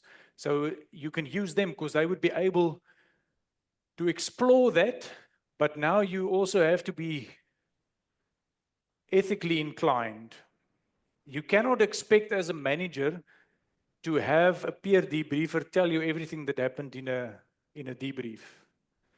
In a lot of those instances, information like that, if somebody is going through a tough time or they need additional help, what is helpful is to have that nodal point in your program that can assist you and that the information can go to them.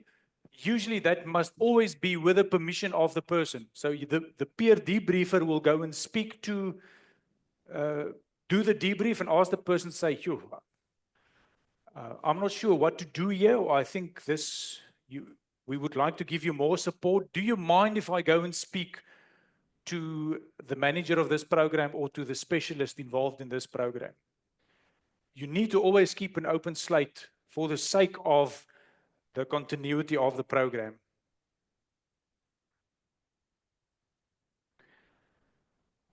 Hectic question, second last one. The second one, any corporate procedures going on? So the person may also be involved in a disciplinary. We've had experiences of that, with a disciplinary hanging over somebody that they're also involved in a safety event thereafter. Third one, what is the part played by accumulative chronic organizational stress? Is there something else going on in the organization that's impacting the person? Or perhaps problems outside of the scope. This is not for you, if you're management, it's not for you to go and scratch, but it's good at an overall level through a coordinator or a manager of that CISM program to understand that.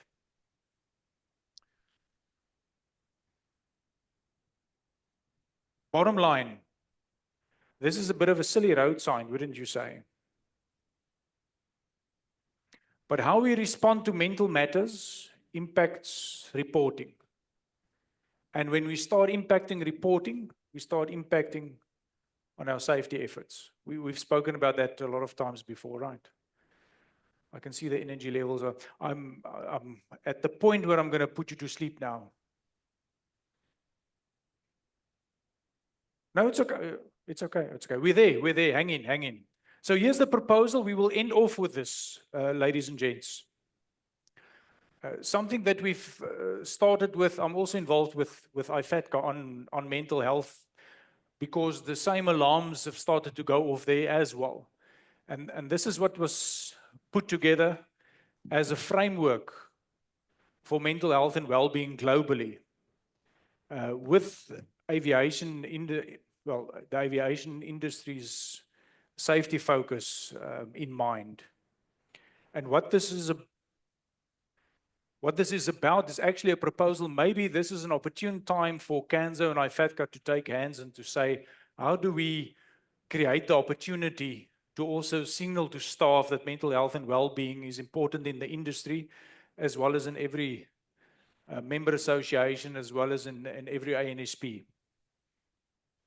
Especially if there are a lot of ANSPs spread across across a continent or well, across the globe, obviously.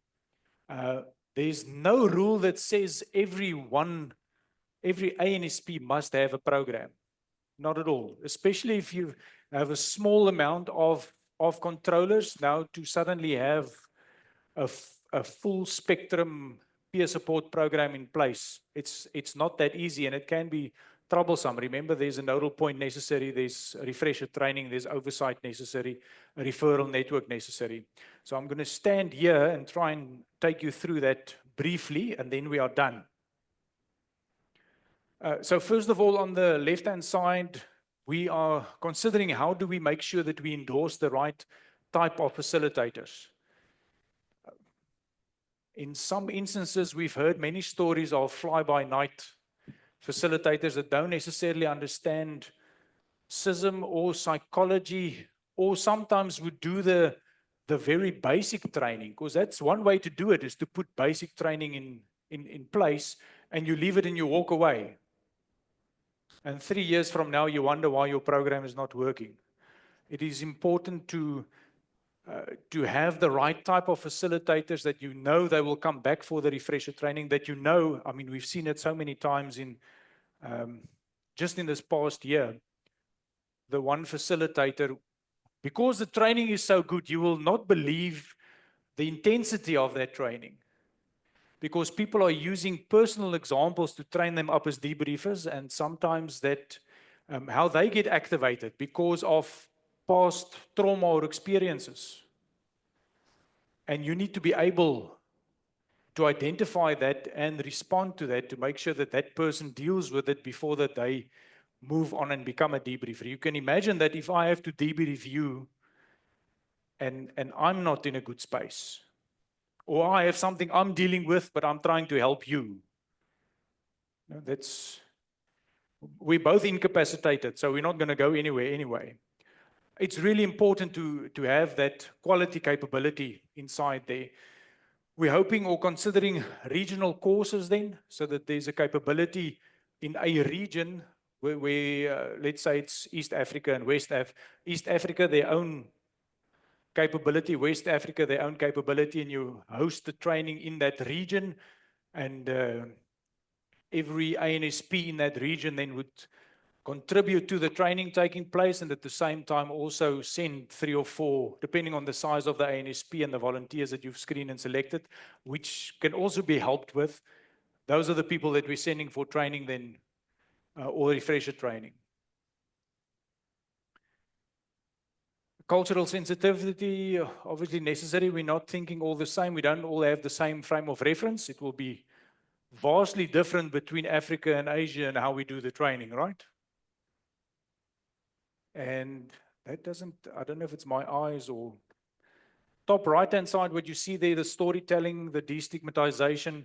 We've already started with this. We've got about a handful of people, aviation professionals, that have put up their hand to say, you know, we've been through terrible stuff and we're willing to share our story, which is worth gold because people have a tendency to rather keep these things to themselves.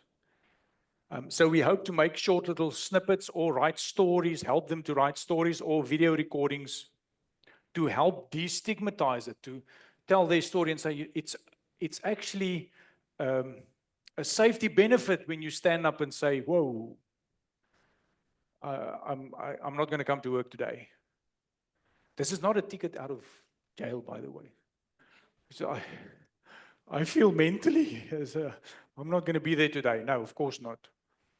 This is serious stuff. This is not that we use that as an excuse.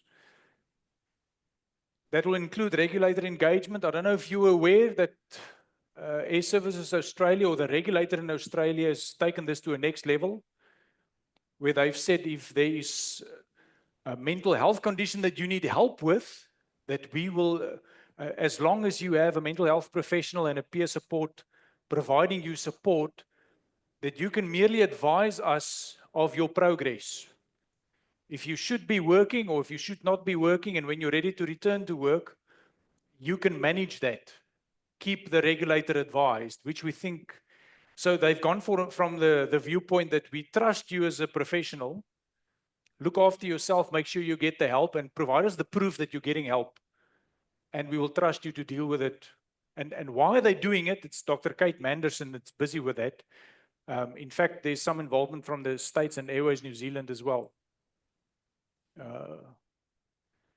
Is to improve the reporting so that people are comfortable to say, well, I'm not going to lose my license if I raise my hand and say I'm not in a great space, but that I will get the help, either retain my medical or lose it for a short while and in a much quicker way get my medical back so I can return to duty. So there's some, it's worth gold where we're going with, well, where they are going with this. And we hope to latch onto that. Again, if we do it in regions, we will have an automatic referral network.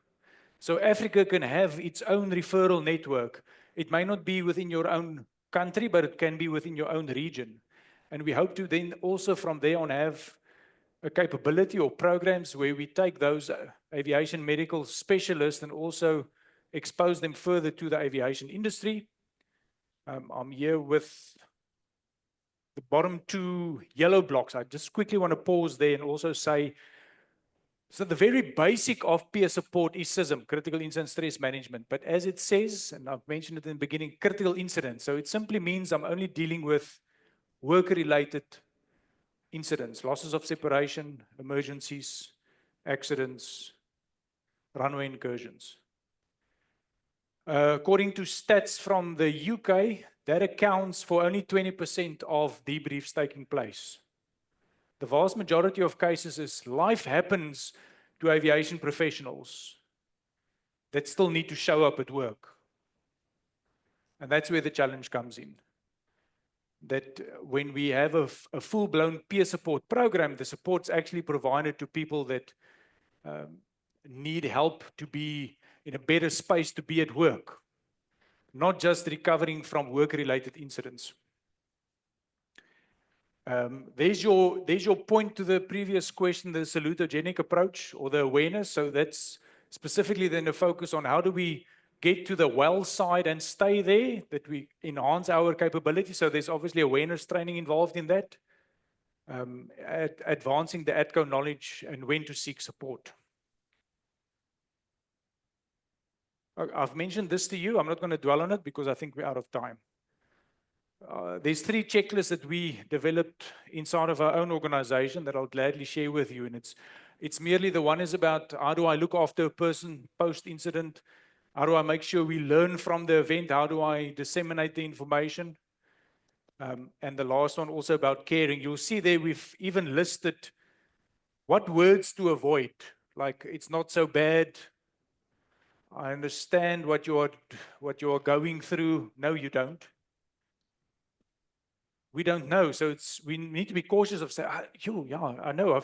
Remember to say, yeah, I've been through something similar. No, it's an individual experience. So typical words, maybe just before you engage a subordinate, that you refresh yourself and then engage them in the conversation. And because all of these vocabulary is an investment in just culture. And with that, ladies and gents, I think I am going to, I'm gonna stop there. Are there any last, I'll stay behind if you want, if there are any questions you would like to discuss, but is there questions for the floor, for the open floor at the moment?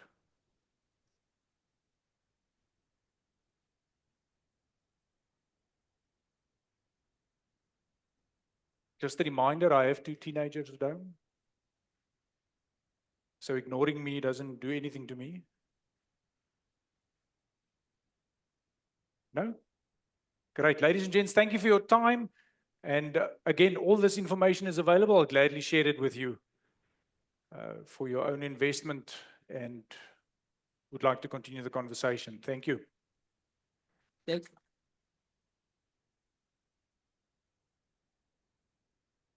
Thank you very much. Great as usual. That's our aspect there. Contact him for any tips. And I believe we all need to ensure that we institute this program.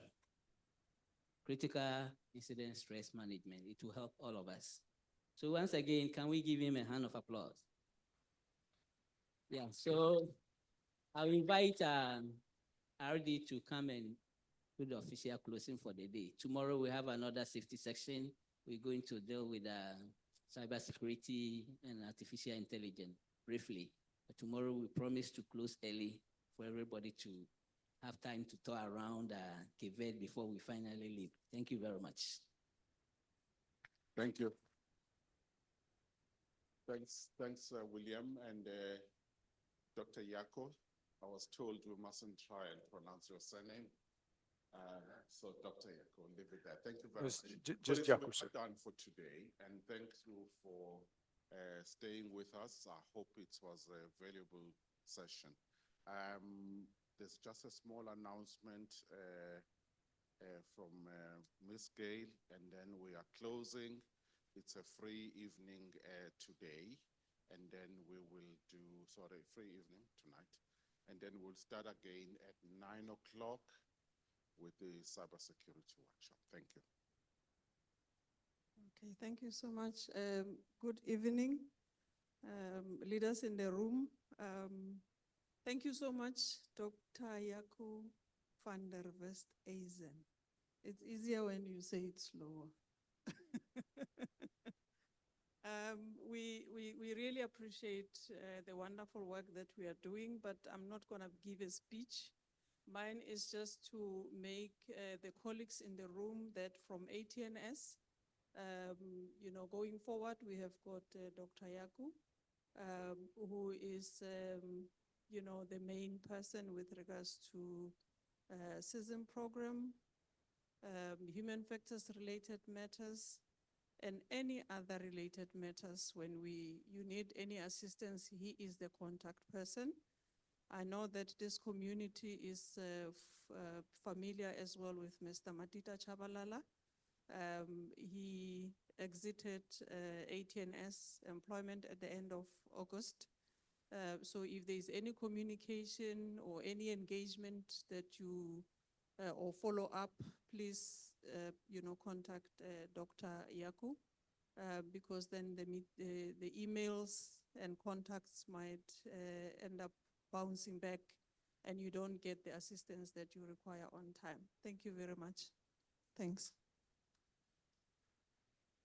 Thank you. And what do they say in the TV stage? It's a wrap.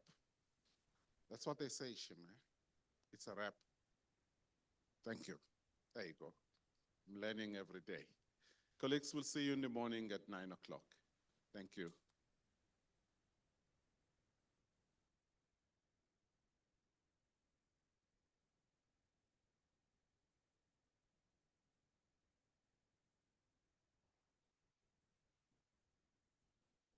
I assume this is off.